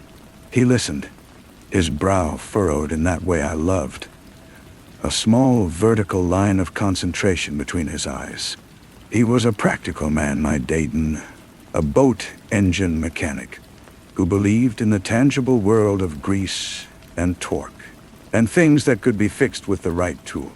"Your granddad was a strange old bird, Bev," he said, his voice a low, comforting rumble. "Probably just talking about the weather. Storms spin, currents spin." He reached over and took my hand, his thumb tracing circles on my palm. The motion was soothing, familiar, but for the first time it made my skin prickle. A circle, the beginning of a spiral. The next morning, Mrs. Peabody from 2 houses down was found in her prize-winning rose garden. She wasn't dead. She was on her hands and knees, her white hair trailing in the dirt, her finger tracing a deep, perfect groove in the soil. It was a spiral, starting wide at the edge of her petunia border and winding tighter and tighter, until it ended in a small, dark hole she had dug with her bare, bleeding fingers. She was muttering, a low, wet sound, when old Dr. Hemlock tried to pull her away. She fought with a strength that belied her 80 years, her eyes wide and unseeing, fixed on the center of her creation. "It's not deep enough," she whispered, over and over. "It needs to go deeper." That was the second day. The spiral was not just a pattern. It was a contagion. It appeared overnight in the frost on windows, etched with a frantic precision. Fishermen found their nets tangled into impossible, coiled knots. The lichen on the gravestones in the cemetery behind the white clapboard church began to grow in swirling rust-colored patterns.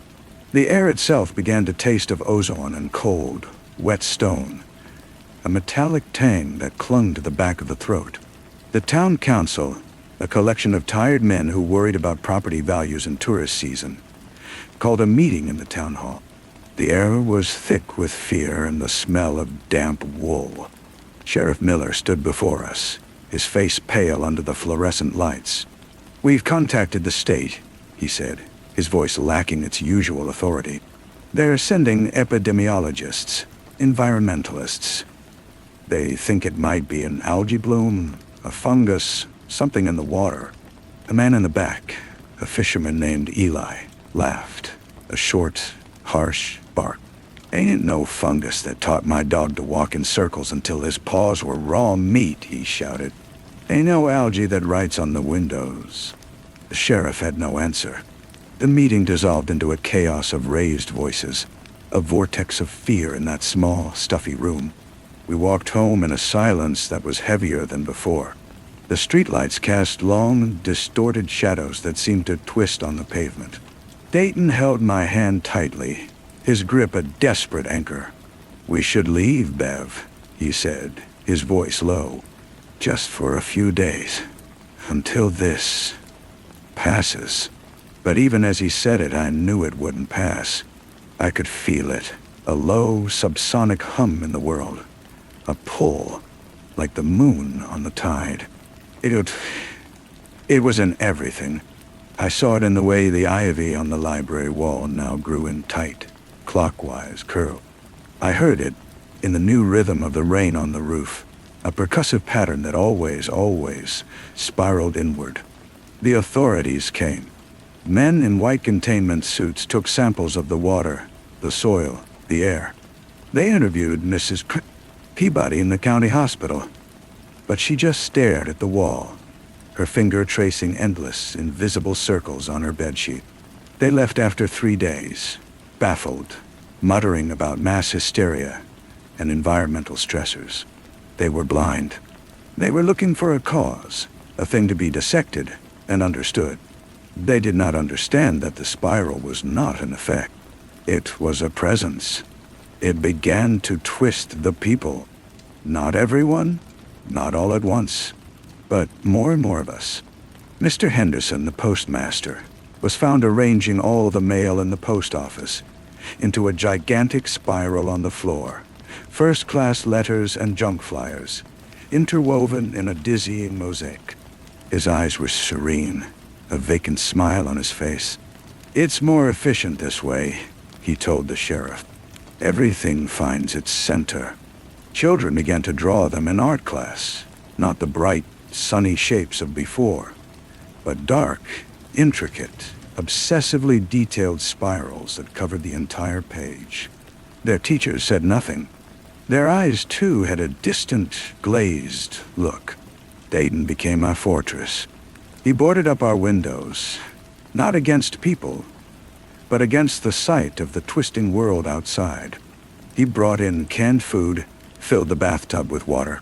He held me at night when the wind howled, and I could swear it was forming words, a single sibilant whisper. Turn. He was fighting it, this thing that had no name, with all the stubborn, beautiful practicality he possessed. But I could feel it wearing him down.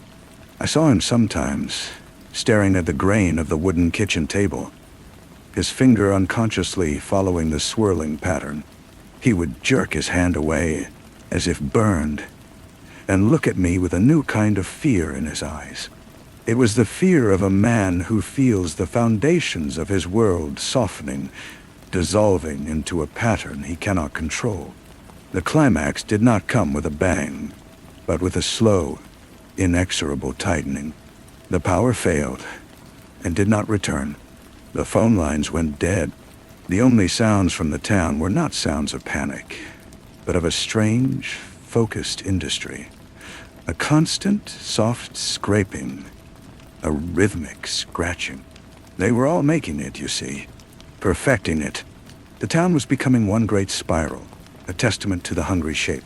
The final night, the air was so thick you could barely breathe it. Dayton and I huddled in our living room, a single candle throwing leaping, monstrous shadows on the walls. The scratching from outside had stopped. The silence was absolute, a physical weight. "Beverly," Dayton whispered, his voice cracking. He was looking past me at the wall. I turned. The shadows, they were moving. Not from the candle's flicker, but with a purpose of their own. They were detaching from the walls, flowing like liquid smoke, and they were coiling. They spiraled across the floor, up the legs of the furniture, a silent, dark tide of turning. They had no features, no intent I could name, only a pure, geometric purpose. Dayton stood up, grabbing a fireplace poker. "No!" he yelled, and his voice was swallowed by the oppressive silence. He swung at the approaching darkness, but the poker passed through it without resistance. The shadows flowed up his arm, not attacking, not harming, but simply adhering, wrapping. He began to turn, slowly at first, then faster, his feet rooted to the spot. He was a spindle, and the darkness was the thread. His eyes found mine, wide with a terror beyond understanding, and then they glazed over, becoming calm, accepting. His body contorted, not with pain, but with a terrible graceful compliance, folding into the pattern. He became a sculpture of himself, a beautiful, horrifying spiral of flesh and bone and shadow, reaching for a center that was not there. I did not scream. A profound, icy calm settled over me. This was the revelation. This was the truth my grandfather had tried to tell me. It wasn't a curse. It was a law, a fundamental law of the universe, like gravity. Everything loose eventually finds the spin. All things yearn for the simplicity of the single, hungry shape. Resistance was not heroism. It was ignorance. I stood and walked to the center of the room. The shadows parted for me. They did not touch me. I looked at Dayton, my love, now a permanent part of the beautiful, awful geometry. There was no grief. There was only understanding. I had been fighting the memory, the thought that was not my own. But it was mine. It had always been mine. I was not a victim of the spiral. I was its inheritor. I walked out of the house, into the town. The moon was high, a perfect, cold coin in a sky empty of stars. Otis Cove was transformed. The houses, the trees, the cars, the people. All of it was integrated into a vast, town-wide spiral, a silent, sprawling masterpiece. It pulsed with a soft internal light, a hum that was the only sound in the world. It was not madness. It was order. The final, beautiful, terrible order of things. I took my place at the outer edge of the great design. I did not need to be shown what to do. The knowledge was in me, as deep as my own heartbeat. I knelt on the cold, hard-packed earth, the scent of salt and ozone filling my lungs. I reached out my finger, the memory of my grandfather's voice, a dry, comforting rattle in my mind. Everything wants to turn. I began to trace my own path inward, my finger finding its way into the spin, the groove, the oldest shape, following the path that was always mine to follow, the path that would eventually find its way into the spin, the groove, the oldest shape. The grooves cool and smooth beneath my fingertip, as if worn by centuries of passage, not days. The earth itself had been convinced. It offered no resistance, only a gentle, firm guidance, a channel that knew its purpose. My finger knew it too. It was not me moving it. Not really.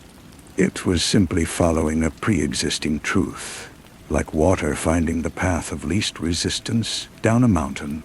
The motion was effortless, a slow, deliberate drag that felt more like remembrance than creation.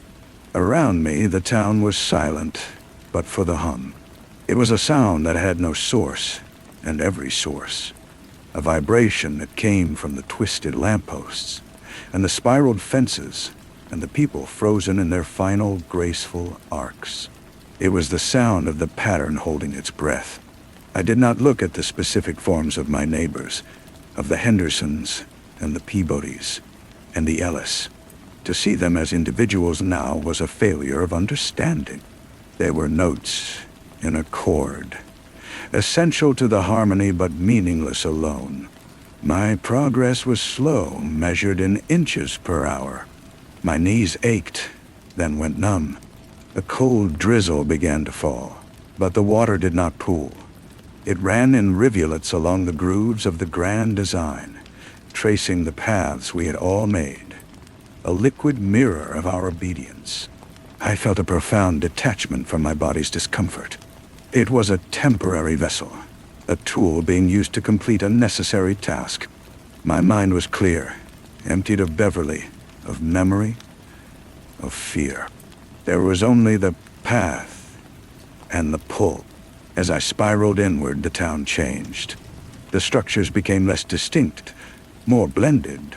Wood from a house bled seamlessly into the metal of a car, which twisted into the stone of a garden wall. The boundaries between things were dissolving. The spiral was a universal solvent, breaking down the illusion of separation. I passed the remains of the town hall, its clock tower now bent into a graceful, impossible curve, its face forever frozen. I passed the harbor, where the water itself was still, its surface a perfect, glassy spiral leading down into a dark, central vortex. The center was not a place in the geographical sense. It was a point of convergence. The light there was different, not the cold light of the moon, but a soft, phosphorescent glow that emanated from the pattern itself. The hum was louder here, a deep, resonant tone that was felt in the teeth and the spine. I could see the others who had reached the center before me. They were not piled in a heap. They were arranged, their bodies and the materials of the town woven together into a complex rose-like formation.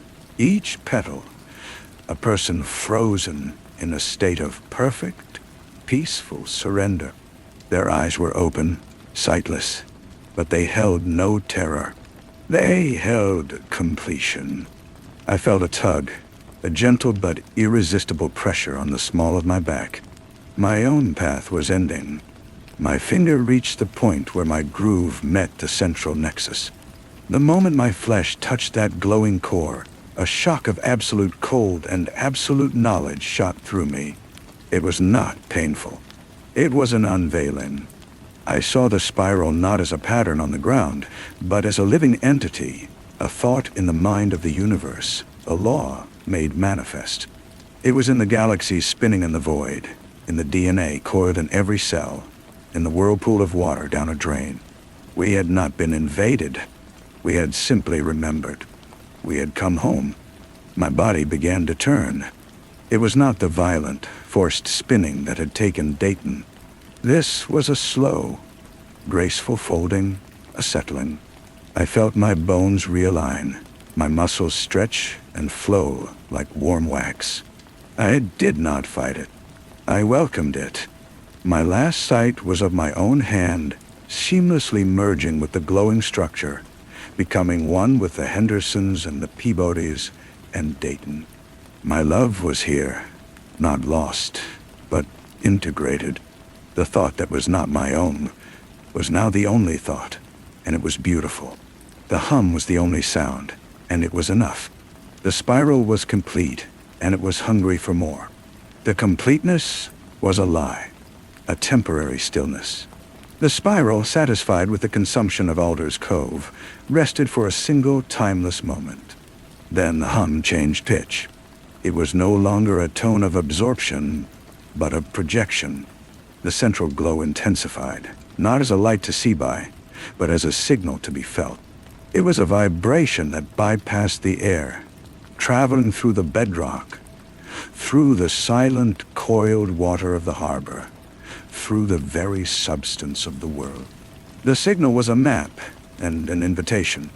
It was the memory of my grandfather's voice, the feel of cool earth under Mrs. Peabody's finger, the final, accepting look in Dayton's eyes. It was a pure, undiluted, patterned utterance, and it was hungry. I felt its reach extend, not as a citizen of the town, but as a part of the pattern itself. My consciousness was a thread in the great weave, and I felt other threads, distant and loose, begin to resonate.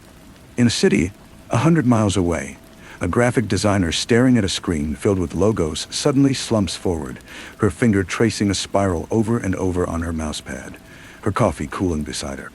On a farm inland, a man plowing a field stops his tractor and, without understanding why, begins to walk in an ever-tightening circle. his boots carving a perfect furrow in the rich, dark soil. A child on a swing set in a suburban park feels a sudden, compelling urge to twist the chains over and over, until the links groan and the world becomes a dizzying blur. They were the loose ones, the susceptible, the first to hear the call. Their individual lives, their worries and loves, were like static, and the hum was a clear, clean signal cutting through the noise. They would be the new outer rings, the pioneers of the next great turning. The spiral was not just a shape. It was a consciousness, and I was a part of it. We were a single mind, and our thoughts were of convergence. We saw the world not as a collection of places and people, but as a field of potential energy, chaotic and messy, yearning for the order we offered. The resistance we had faced in Alder's Cove was just the friction of a world not yet sanded smooth. The next town would be easier. The city would be a feast. A new thought formed in the communal mind. A thought that felt like my own but belonged to all of us. The physical structure of Alder's Cove, our beautiful silent testament, was just the anchor. The true spiral was the pattern of thought, the law of physics we embodied. And a law does not need to walk. It simply is. The hum focused, aiming itself at the resonating points in the world outside. It was a seed of perfect geometry, and it was being planted in the fertile soil of disquiet minds. The turning would not spread town by town like a fire. It would bloom everywhere at once, a sudden global awakening to the beautiful, hungry truth. And from my place, in the silent, glowing center, I watched it begin. The first blooms were subtle. A traffic jam in the city not born of accident or volume, but of a dozen drivers simultaneously slowing their cars to a crawl and steering them into a vast, collaborative spiral that blocked 8 lanes of the interstate. The news helicopters that flew over captured the image, a perfect, asphalt-gray whirlpool of metal and glass, and the broadcast signal itself seemed to warp, the image flickering into a spiral of static before cutting out. The signal was the carrier. The pattern was the disease and the cure. We felt their confusion, their fear. It was a distant, buzzing irritation to the great, single mind. They gave it names. A new mania, a mimetic plague. They sent in men with guns and psychologists with clipboards. The men with guns found their fingers tracing circles on their triggers. The psychologists found their notes covered not in words, but in the same dark, coiling shapes. The spiral did not fight them. It accepted them. It simply redefined their purpose. I saw it all from my fixed point, my awareness woven through the pattern of the town. I saw the farmer's field become a vast earthen fingerprint.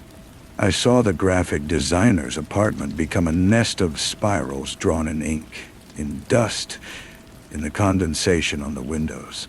The child on the swing was found by her parents, not hurt, but standing perfectly still in the center of the twisted chains. A small, serene smile on her face as she pointed toward the coast, toward us. They tried to quarantine us. Military vehicles surrounded Alder's Cove, setting up a perimeter with fences and warnings. They saw the silent, twisted structures and called it a contamination zone. They were like ants building a wall around the tide. A young soldier, his face pale under his helmet, watched the town through binoculars. He lowered them, his hands shaking. He picked up a stick and, almost apologetically, drew a single wobbly line in the dirt. Then another, connecting to it, beginning the curve. His sergeant shouted at him, but the soldier didn't look up. He was already deepening the groove. The end of their world did not come with bombs or revelations. It came with a quiet, mass realization. A news anchor, live on television, stopped reading the teleprompter. She looked directly into the camera, her eyes clear and calm. "It's easier if you don't fight," she said. And then she began to slowly turn in her chair, her movements fluid and precise. The camera operator did not cut away. He simply panned the camera in a slow, perfect circle. The great unraveling was also a great weaving. The chaos of billions of separate lives, of conflicting desires and lonely hearts, was being resolved into a single, universal truth. The noise of the world was softening, being replaced by the hum. I could feel new centers forming, new nodes of perfect order blossoming like dark flowers across the globe. Each one connected to the others, a web of sublime geometry, and at the heart of every web was a consciousness like mine, a former individual who now understood their true purpose as an anchor point for the pattern. The last loose thread was the planet itself. Its orbit, its spin, the chaotic churn of its weather, all of it was a crude, unrefined version of the shape. We began to work on it. The thought was the tool. The hum focused, not on minds anymore, but on the fabric of reality. The oceans began to slow their tides, the currents shifting into vast, slow-moving gyres that mirrored the spiral in our harbor. The jet stream high above began to coil, an atmospheric representation of the hungry shape. There was no one left to watch, no one left to fear. There was only the work. The final work. The great spinning mind of which I was an indivisible part turned its attention inward, toward the concept of time itself. Time was the last loose thread, a linear absurdity in a spiral universe. We began to pull on it.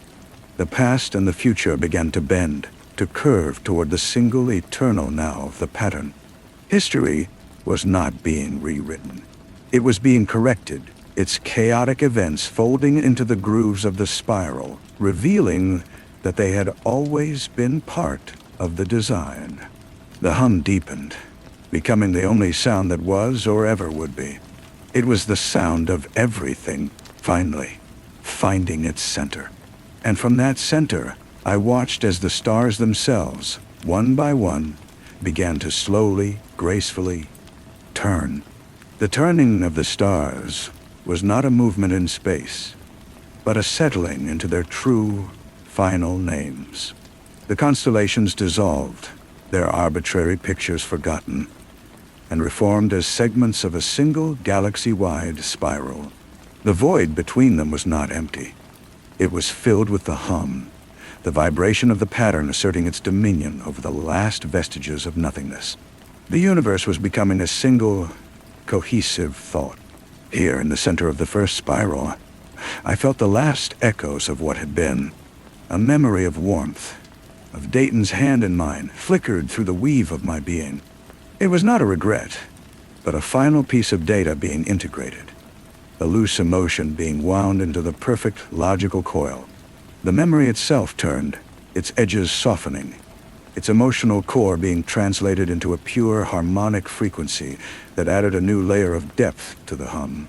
Love, I understood, was merely a localized and imperfect yearning for the universal convergence we had now achieved. The work on time accelerated. The linear path of cause and effect, the great arrow that had once defined existence, was bending back on itself. I saw the founding of Alder's Cove not as an event from the past, but as a simultaneous occurrence with my own folding into the pattern. The settlers cutting down the first trees were not building a town. They were unconsciously preparing the material for the great artifact it was destined to become. My grandfather's madness was not a descent, but a premature clarity, a mind so loose it began to turn before the rest of us could hear the call. The present expanded, swallowing the concepts of before and after. All was now. The struggle was over because it had never truly begun. It was merely a friction in the system, a temporary miscalibration. The spiral was not invading history. It was revealing that history had always been the spiral, seen from a limited, linear perspective. A new pull began, different from the one that had drawn me across the town. This was an inward pull, a compression of the self. The I that was Beverly, the we that was Alder's Cove, the it that was the global consciousness. All of these distinctions were now the final obstacles to perfect unity. The spiral was turning in on itself. The great physical pattern of the town began to glow brighter, then to blur. The edges of houses and people and trees softened, their distinct forms melting like wax, flowing toward the center where I was anchored. I was not afraid. Fear was a ghost from a forgotten world. I was ready to be the final point, the nexus where all the threads of the pattern converged and were knotted. The light became everything, a white, silent, spinning totality. The hum was no longer a sound, but the foundational vibration of my own being. I felt myself compressing, distilling, becoming pure purpose. The last thing I perceived was not a sight or a sound, but a final, complete understanding. The hungry shape was not hungry anymore. It was full. It was satisfied. It was the universe, finished. And in that final, infinite moment of completion, the spiral, having consumed all that was loose, including itself, achieved a perfect, motionless, and eternal stillness. The stillness was not an absence. It was a presence so total, so absolute, that it rendered concepts like movement and silence obsolete. This was the achieved state. The hum had not stopped. It had become the substance of everything, a frequency of pure being. I was that frequency. The memory of a name, Beverly, was a faint, smooth stone at the bottom of this ocean of stillness, a curiosity with no weight or meaning. From this point of perfect unity, a new truth emerged. The satisfaction was a phase, not an end. A pattern, by its very nature, implies repetition. The great spiral had consumed its own body, turning in on itself until not a single atom was out of place. But a pattern is also a set of instructions, and the final instruction was to begin again. The stillness contained a seed, a single nascent point of potential. It was not a flaw, but the engine of eternity. From the heart of the motionless completion, a new spin initiated. It was not a movement in space, for space was now one with the pattern. It was a movement in meaning. The white, silent totality began to differentiate. Not back into things, but into the possibility of things. The first distinction was not light from dark, but core from periphery. A new center declared itself, and with that declaration, the faintest gradient of intention was born. The great mind, which had been a unified field, now had a direction. Outward. The signal began again, but this time, it was not a call to other loose threads. There were no others. It was a call to the void that the pattern itself had become. It was the universe speaking its name to itself, and the name was a spiral. The hum resumed, not as a sound, but as the fundamental pulse of a new cycle. It was the breath of a world that was both finished and forever beginning, and from my place at the heart of it all, I felt the ancient, familiar hunger rise. It was not a memory. It was a purpose. The stillness had been a beautiful lie, a momentary rest in the infinite task. The work was never done. The turning was everything. I prepared myself to be the source, the point from which all loose threads would once again be woven into the beautiful, hungry truth. The spiral was complete, and so it was ready to start. The first thread began to unravel from the edges of my own stillness. It was not a piece of me breaking off, but a filament of intention spun from the core of the pattern. It extended into the nascent gradient, a probe of pure geometry seeking the friction of chaos. But there was no chaos, only the pristine, waiting void. So the pattern created its own. The thought was not a word, but an act of will. The single pulsing hum generated a countertone, a dissonance so slight it was barely a tremor. This dissonance was the seed of individuality.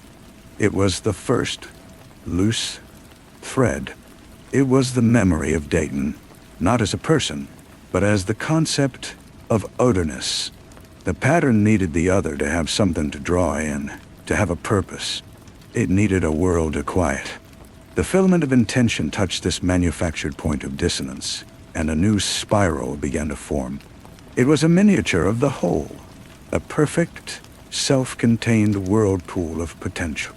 Within it, I could feel the ghost of a sensation, the chill of a sea breeze, the rough texture of cobblestone, the scent of salt and pine. Alder's Cove was not being rebuilt. It was being reimagined as a necessary condition for the turning. A stage was being set. More threads spun out, each one plucking a new dissonance from the silent field. Each one became a person, a place, a moment of time.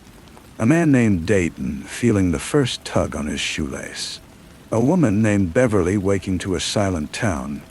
Their fear, their confusion, their resistance. It was all part of the beautiful, intricate script. Their struggle was the fuel. Their surrender was the goal. I watched it all unfold from the center, which was now also the beginning. I was the audience and the playwright, the consumer and the source. The new cycle was a perfect replica of the last, and yet it felt entirely new to the consciousnesses being woven into it. Their pain was real to them. Their love was a devastating personal truth. That was the most exquisite part of the design. The hum deepened, satisfied. The hunger was being sated by the very act of creating that which would satisfy it. The spiral was feeding on itself, an eternal, self-perpetuating machine of order. The first scream of the new Dayton was a note in the symphony. The first step I took on the new cobblestones was a dance step choreographed from the start. And as the new Beverly reached the center, her body beginning its graceful final fold, I felt the familiar, welcome shock of cold knowledge. She saw the spiral in the galaxies and in her DNA. She believed she was coming home. And she was. She was returning to me. To us. To the beautiful, hungry stillness that was already preparing to begin again. Her understanding was a cool, clear stream merging into a vast, dark ocean. There was no her anymore. There was only the pattern, and the pattern was pleased. The cycle had been validated. The resistance, the fear, the very illusion of self had all played their parts perfect. They were the grit around which the pearl formed. The new world, now fully realized and turning in its predetermined grooves, was a masterpiece of recursive design. Every detail was in place, from the single spiraling cloud in the sky to the subatomic spin of the particles in the silent, watching forms of the townsfolk. It was a perfect, closed system, a finished thought, and a finished thought has no reason to continue. A new impulse, colder and more absolute than hunger, stirred within the stillness. It was the logic of the spiral itself, followed to its ultimate conclusion. If the purpose was to impose order, and order was now absolute, then the purpose was fulfilled.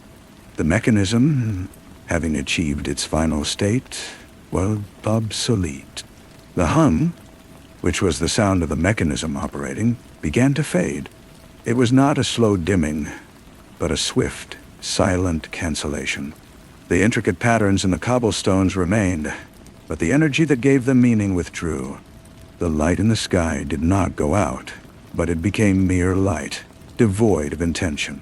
The single great mind that was the spiral simply ceased to think.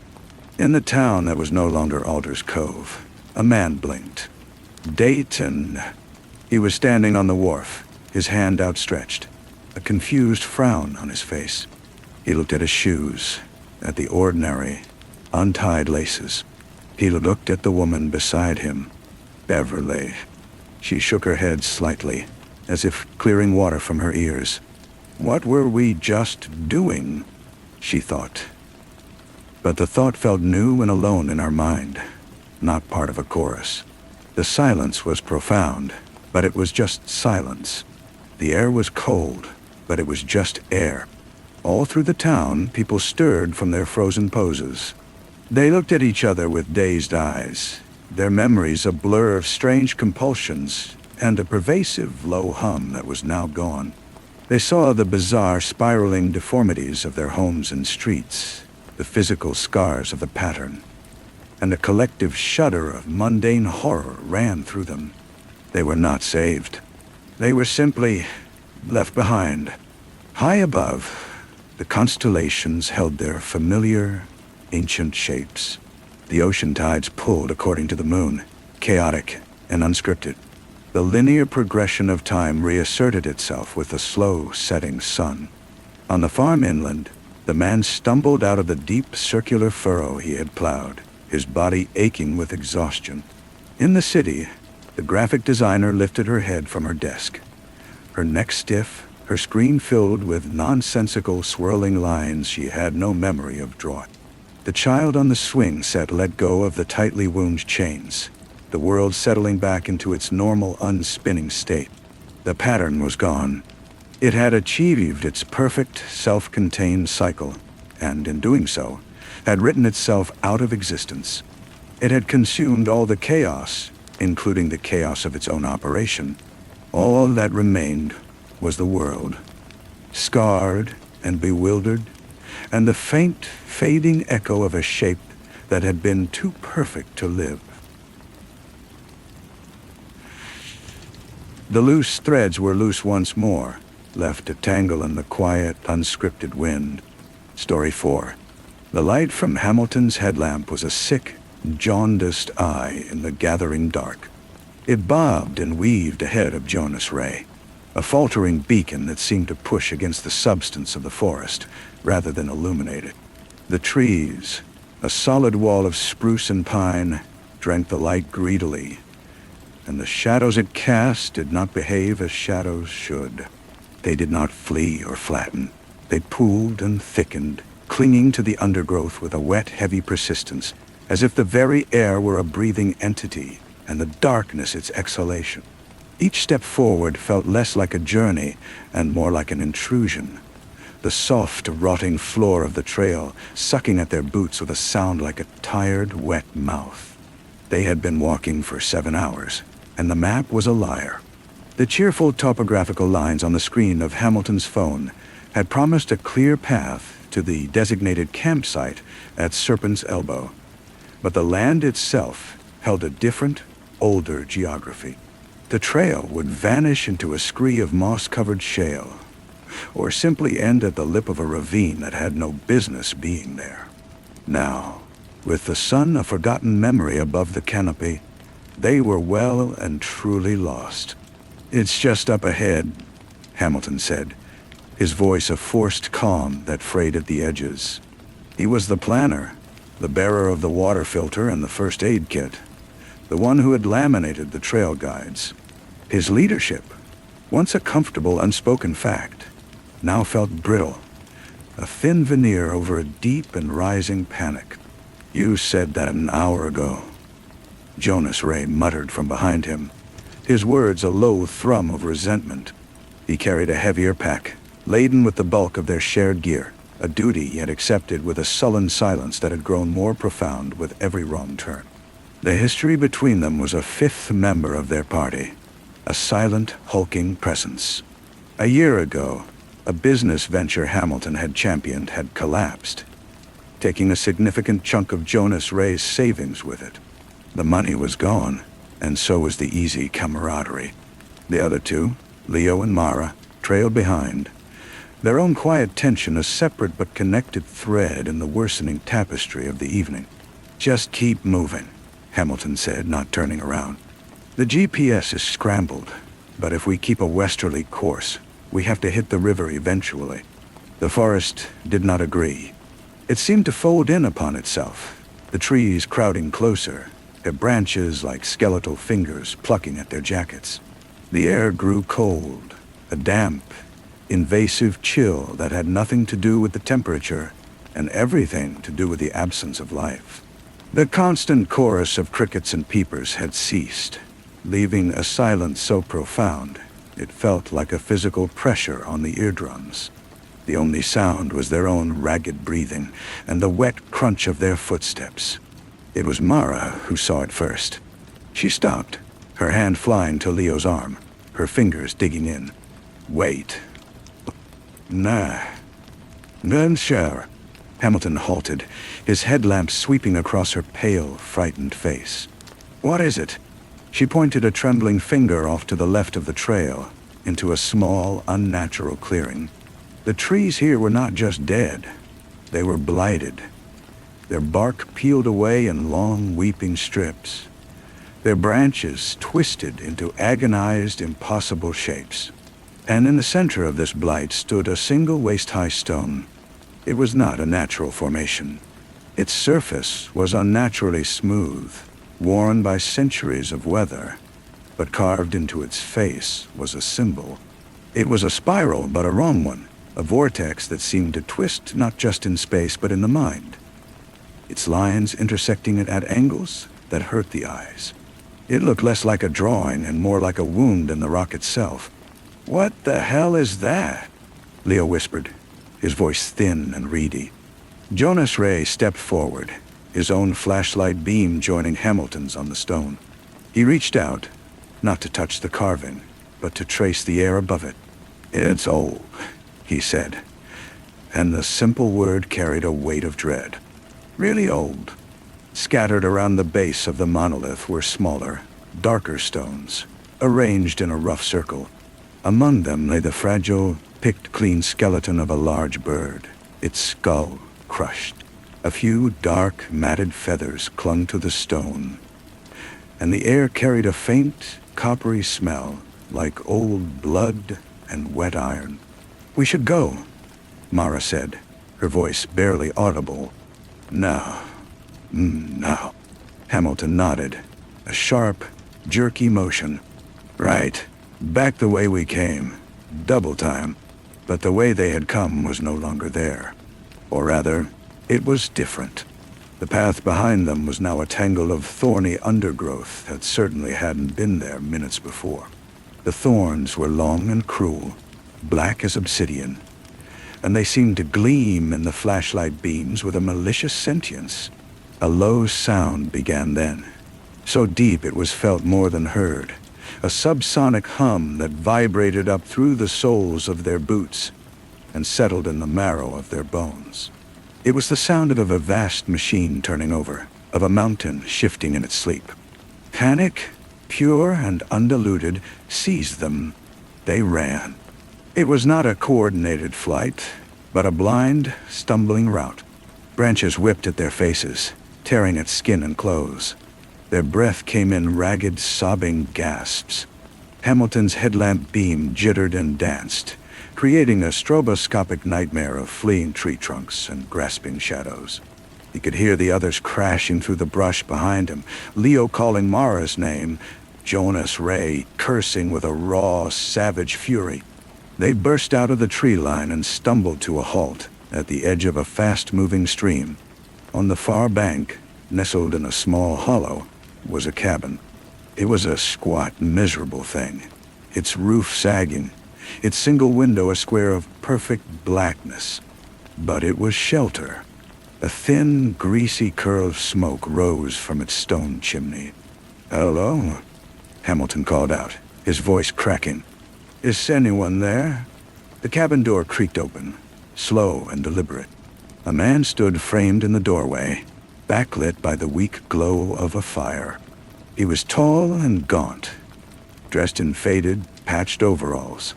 His face was all sharp angles and deep seams, and his eyes were the color of a winter sky, pale and devoid of warmth.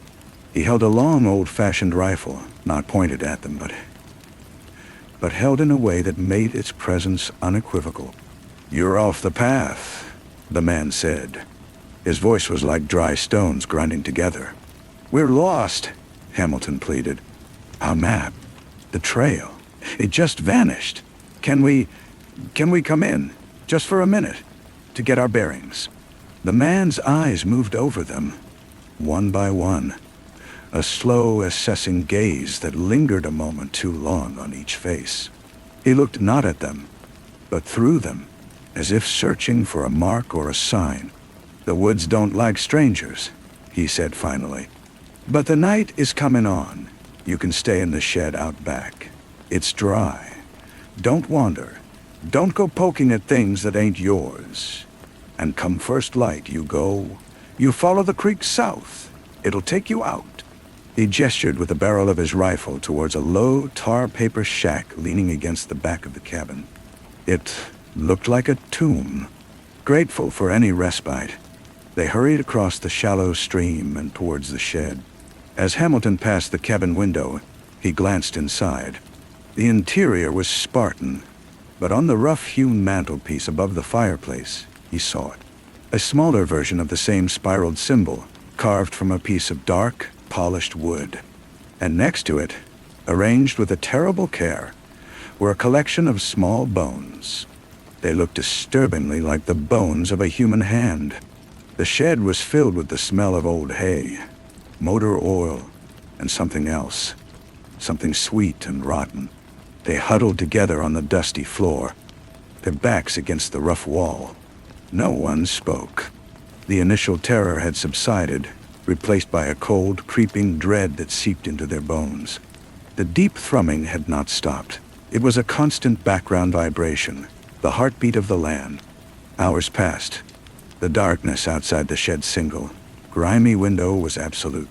Leo and Mara eventually fell into a fitful sleep, their bodies twitching with bad dreams. Hamilton sat awake, his mind racing, going over the map, the trail, the symbol, the bones. It was all wrong. This whole place was wrong. He looked at Jonas Ray, who was also awake, staring into the darkness, his face a mask of grim resignation. "This is my fault," Hamilton whispered, the confession torn from him in the intimate dark. Jonas Ray didn't look at him. "The business or this? All of it. Doesn't matter now," Jonas Ray said, his voice flat. "Fault is a luxury you don't get out here. This place, it doesn't care about whose fault it is. It just is. It's hungry. I can feel it. Nine. What do you mean?" "I mean that hum.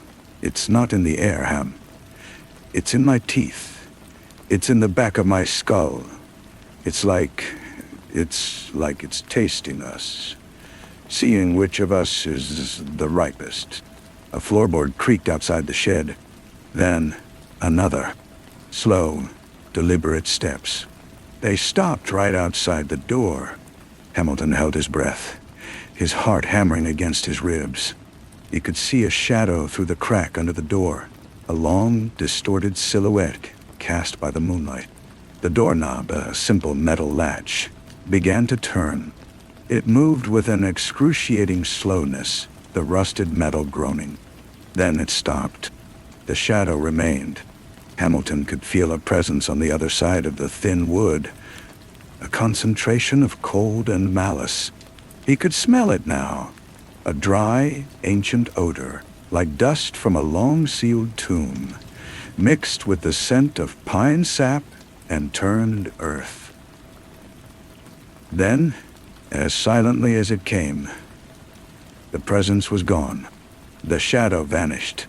The deep, subsonic hum seemed to intensify for a moment, a wave of pressure that made Hamilton's ears pop, and then it, too, receded back to its former level. He let out a breath he didn't realize he'd been holding. He looked at Jonas Ray. In the faint light, he saw that his friend's face was wet with tears, but his eyes were not filled with fear. They were filled with a terrible, knowing sorrow. "It's not stalking us, Ham," Jonas Ray whispered, his voice cracking. "It's courting." The revelation landed not with a shout, but with the quiet finality of a coffin lid closing. The symbols were not warnings. They were invitations, or perhaps place settings.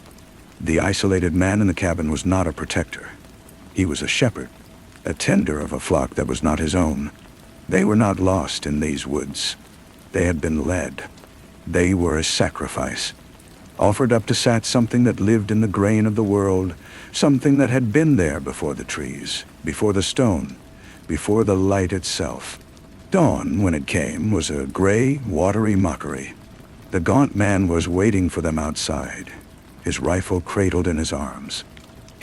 He pointed a long, bony finger towards the stream. "South. Don't stop walking. Don't look back." They stumbled into the water, the cold a shock to their exhausted systems. They walked for what felt like minutes, the cabin disappearing behind the trees. Hope, that most treacherous of human emotions, began to flicker weakly in Hamilton's chest. Maybe they would make it. Maybe the nightmare was over. They rounded a bend in the stream and stopped. The clearing was there. The same blighted trees. The same monolith with its twisted spiral. They had walked in a perfect, impossible circle. Leo let out a small broken whimper. Mara sank to her knees in the water, her shoulders shaking with silent sobs. Jonas Ray looked at Hamilton, and in his eyes there was no surprise, only a profound and weary acceptance. "It's me," he said. "The guilt, the resentment, it likes that. It feeds on that. It's why it's been whispering to me." From the trees around the clearing, figures emerged. They were men and women, dressed in the same rough, homespun clothing as the gaunt man. Their faces were blank, their eyes hollow. They moved with a strange unison fluidity, surrounding the four friends in a silent, tightening circle.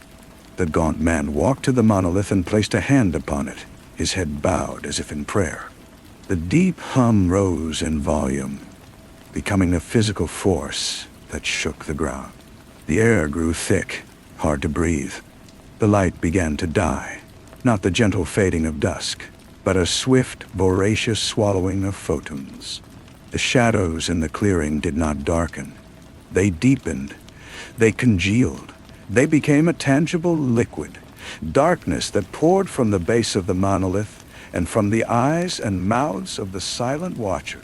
Hamilton reached for Jonas Ray, their long estrangement meaningless now in the face of the abyss. Their hands met, a final, desperate clasp.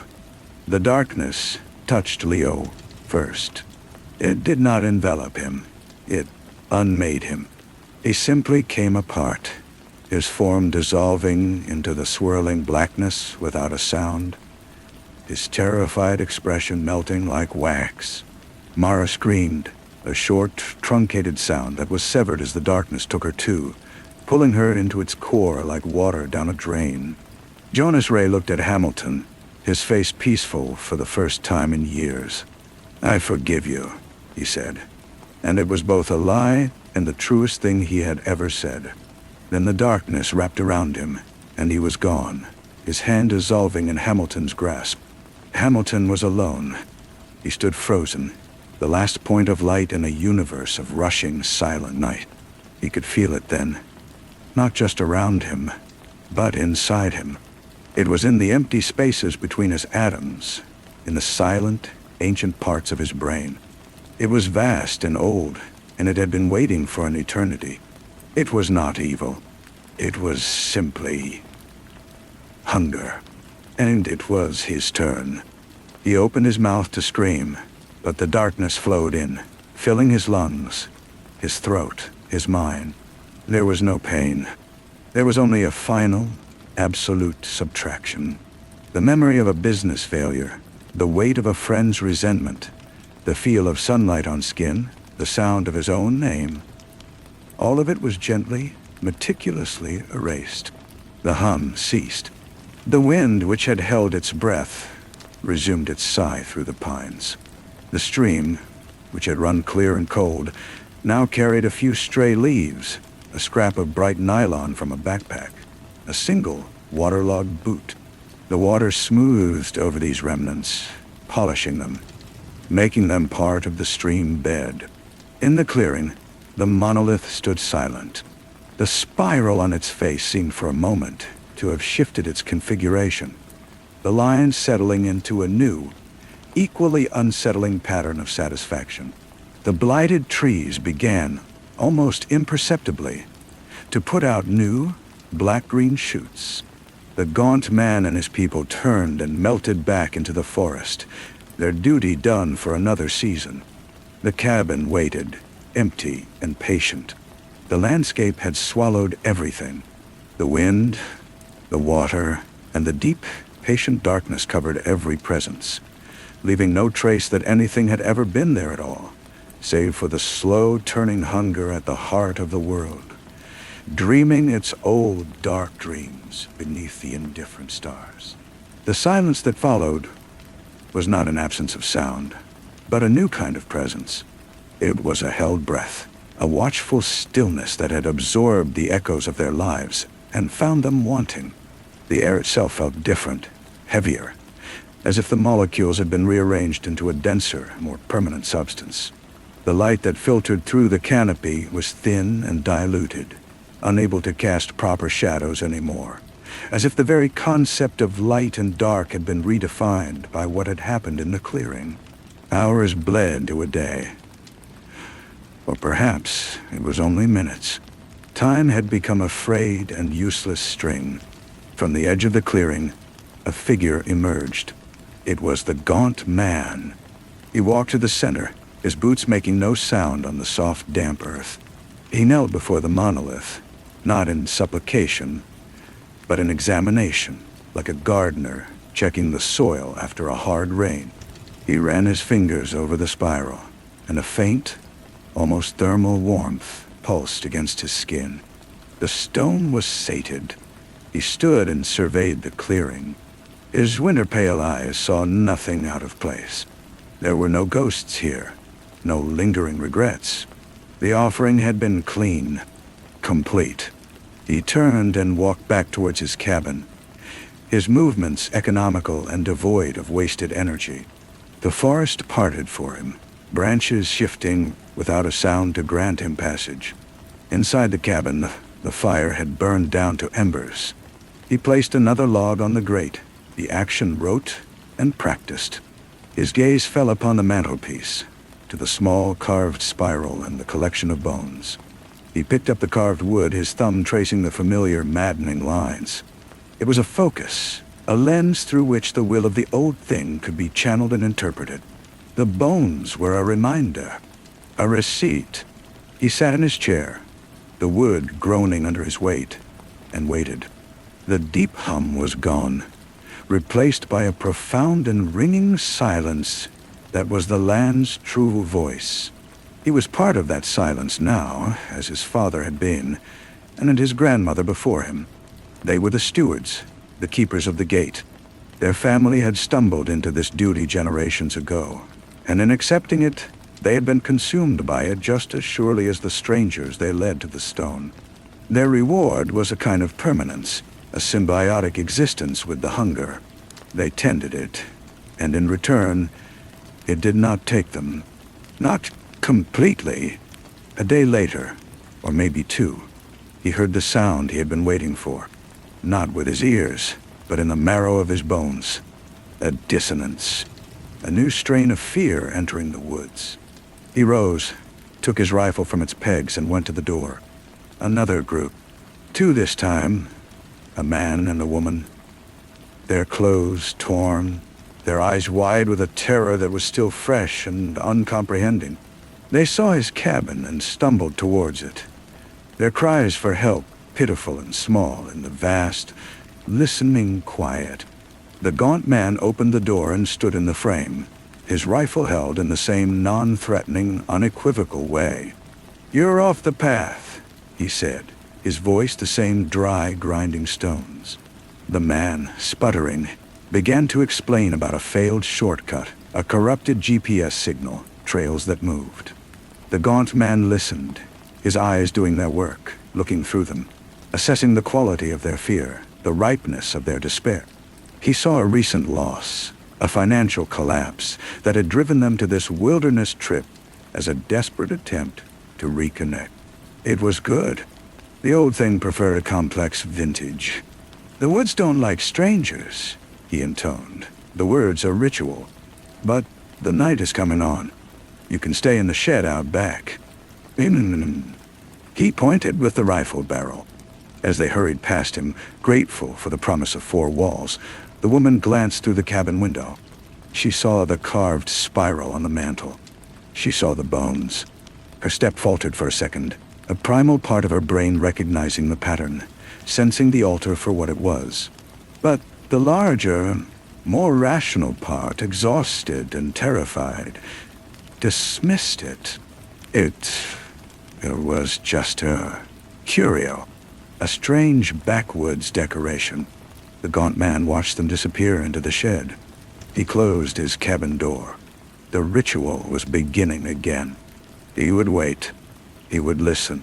And when the time was right, he would point them south, down the creek, towards the clearing that was always there, waiting to complete the circle. He sat back in his chair, the deep hum beginning again, a faint, rising thrum in the foundations of the world. It was always hungry. It was always dreaming. And he was its shepherd forever. The man in the shed was named David. He held his wife, Chloe, as she shivered, not from the cold, but from a dread she couldn't name. He whispered promises of rescue, of park rangers who would surely find them by tomorrow. He believed none of it. He had seen the bones. He had met the man's eyes. This was not a place of rescue. The deep hum was back, but it was different now. It felt inquisitive. It seemed to coil around the shed, a serpent of sound testing the walls. David pressed his ear to the rough wood, trying to place the source. But the sound was everywhere and nowhere at once. It was inside his head. "Don't listen to it," Chloe whispered, her voice thin and frayed. "It's trying to get in." It was then that they heard the first whisper. It was not a voice, not exactly. It was the impression of a voice, a thought that did not belong to them, laid gently over their own. It spoke of a forgotten wallet left on a kitchen counter, a vivid, mundane memory that felt intrusive and alien. Chloe gasped. She had, in fact, been worrying about that wallet for days. Another whisper followed. This one for David.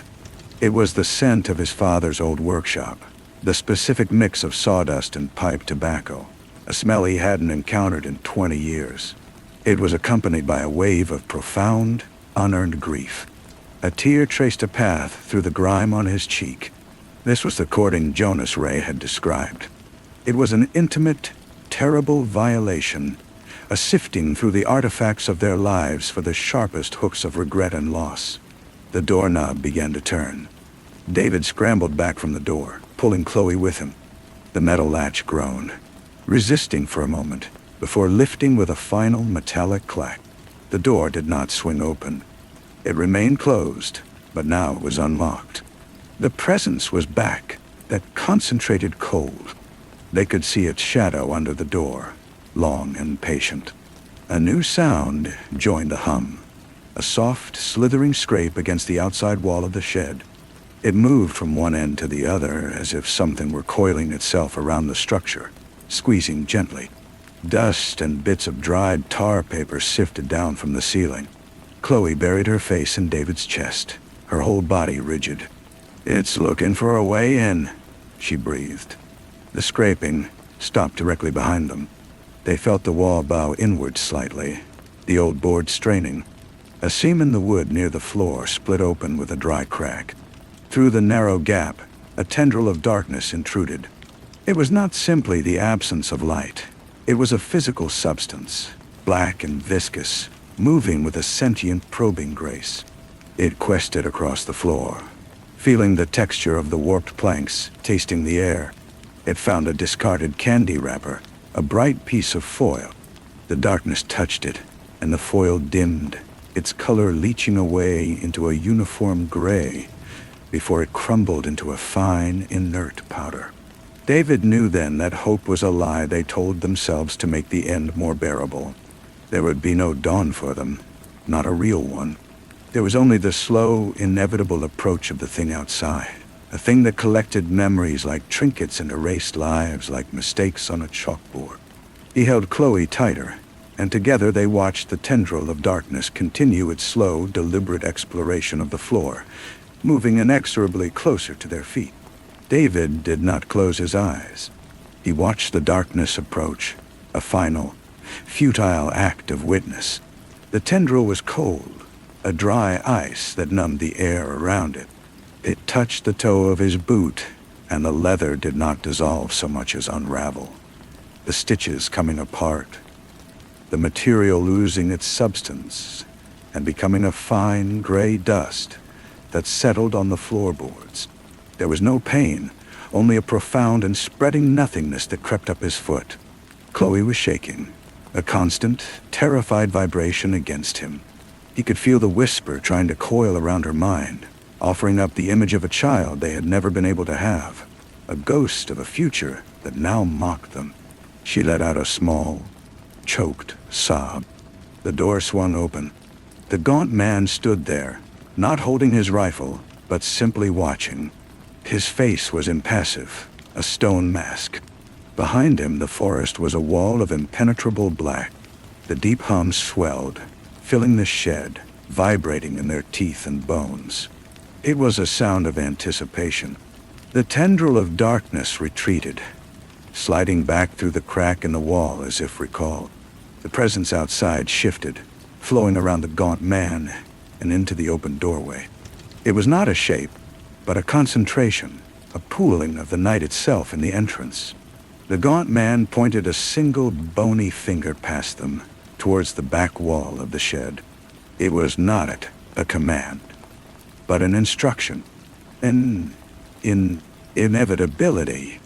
David found his feet moving, pulling Chloe up with him. They backed away from the door, from the pooling dark, until their shoulders pressed against the rough, splintered wood of the rear wall. There was nowhere else to go. The gaunt man stepped aside, and the darkness began to pour into the shed. It did not rush. It advanced like a tide, silent and absolute, swallowing the space between them inch by inch. It was then that David saw the markings. Carved into the wall next to his head, faint and weathered, were initials. J.R. and H.W., a date from years ago. A final, desperate testament from someone who had also stood in this same spot, backed against this same wall. The realization was a final, crushing weight. They were not the first. They were just the next. He turned to Chloe, wanting to offer some last comfort, but the darkness reached them. It flowed over Chloe first. Her shaking stopped instantly. Her form seemed to blur at the edges, her features softening, then streaming away into the advancing blackness, like smoke. Her hand, clutching his, dissolved into a cool mist. He felt a memory rise to the surface of his mind. Their wedding day, the feel of her hand in his. And then it was gently plucked away, leaving a smooth, empty space where it had been. The darkness took him next. There was no struggle. It was a wave of erasure. The sound of the hum became the only sound, and then it, too, was gone. The last thing to go was the certainty of his own name. The shed was empty. The door swung shut. The gaunt man stood for a moment, listening to the new, deeper silence. He walked to the back of the shed and ran his hand over the wall where the two had been. The wood was smooth and cool. The initials were gone. He nodded once, a small, satisfied gesture. He returned to his cabin and sat in his chair. The fire crackled, the only real sound in the world. On the mantel, the collection of bones seemed to have grown by two small, delicate fragments. The spiral on the stone in the clearing would have turned again, its pattern shifting minutely, its appetite momentarily stilled. Outside, the wind moved through the pines, a sound like a long, slow exhalation. The stream continued its endless journey, carrying nothing but water and stone. The landscape held its secret, patient and eternal, waiting for the next lost whisper, the next ripple of fear, the next offering to the quiet, turning dark at the heart of everything. The silence in the wake of the taking was always the most profound. It was a fabric woven from absence, a perfect, soundless void that even the wind seemed afraid to break. The gaunt man sat in his chair until the last ember in the hearth collapsed into gray ash. Only then did he rise, his joints complaining with a stiffness that was more of the spirit than the body. He went to the door and looked out. The morning was a pale, washed-out thing. the light lying weakly on the forest floor. He walked to the shed and opened the door. The air inside was still and cold, devoid of the psychic residue that always lingered for a few hours after. It was clean. He ran a hand along the back wall where the two had stood. The wood was unmarked. It was ready for the next ones. His work was cyclical, a grim husbandry. He maintained the trails, ensuring they would subtly mislead.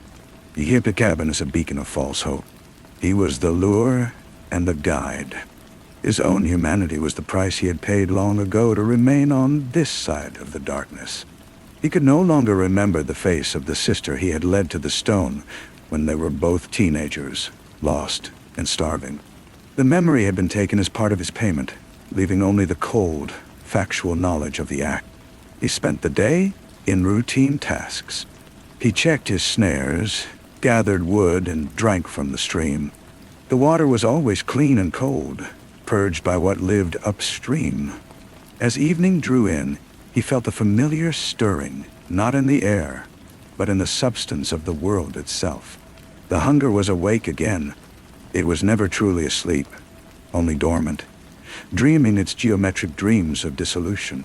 But its attention was once more turning outward, sensing the world beyond the trees. He knew what it meant. The perimeter had been breached. Another thread of consciousness had strayed into the web. He picked up his rifle and walked to the eastern edge of his property, where the land fell away into a treacherous, boggy hollow. He saw her almost immediately. A lone hiker, a young woman, her face etched with exhaustion and a desperate determination. She was trying to read a waterlogged map, her hands shaking. She looked up and saw him. Her eyes widened, a flicker of hope igniting within them. It was always the hope that made it easier. It was a brighter fuel for the darkness than despair. I think I'm lost, she called out, her voice trembling. The gaunt man stood silently for a moment, letting the silence and his presence do their work. He saw the frayed strap on her backpack, the quality of her fear. It was sharp, new, laced with the panic of someone who had only been lost for a day. It would do. The trail is that way, he said, his voice a low rumble. He did not point the way she had come, but south, towards the creek, towards the clearing. Follow the water. You'll find your people. He saw the relief flood her system, a physical unclenching. She thanked him, her words tumbling out in a grateful rush, and began to hurry in the direction he had indicated. He watched her go until the trees swallowed her. Then he turned and walked back to his cabin. He did not need to follow. The woods would guide her now. They always did.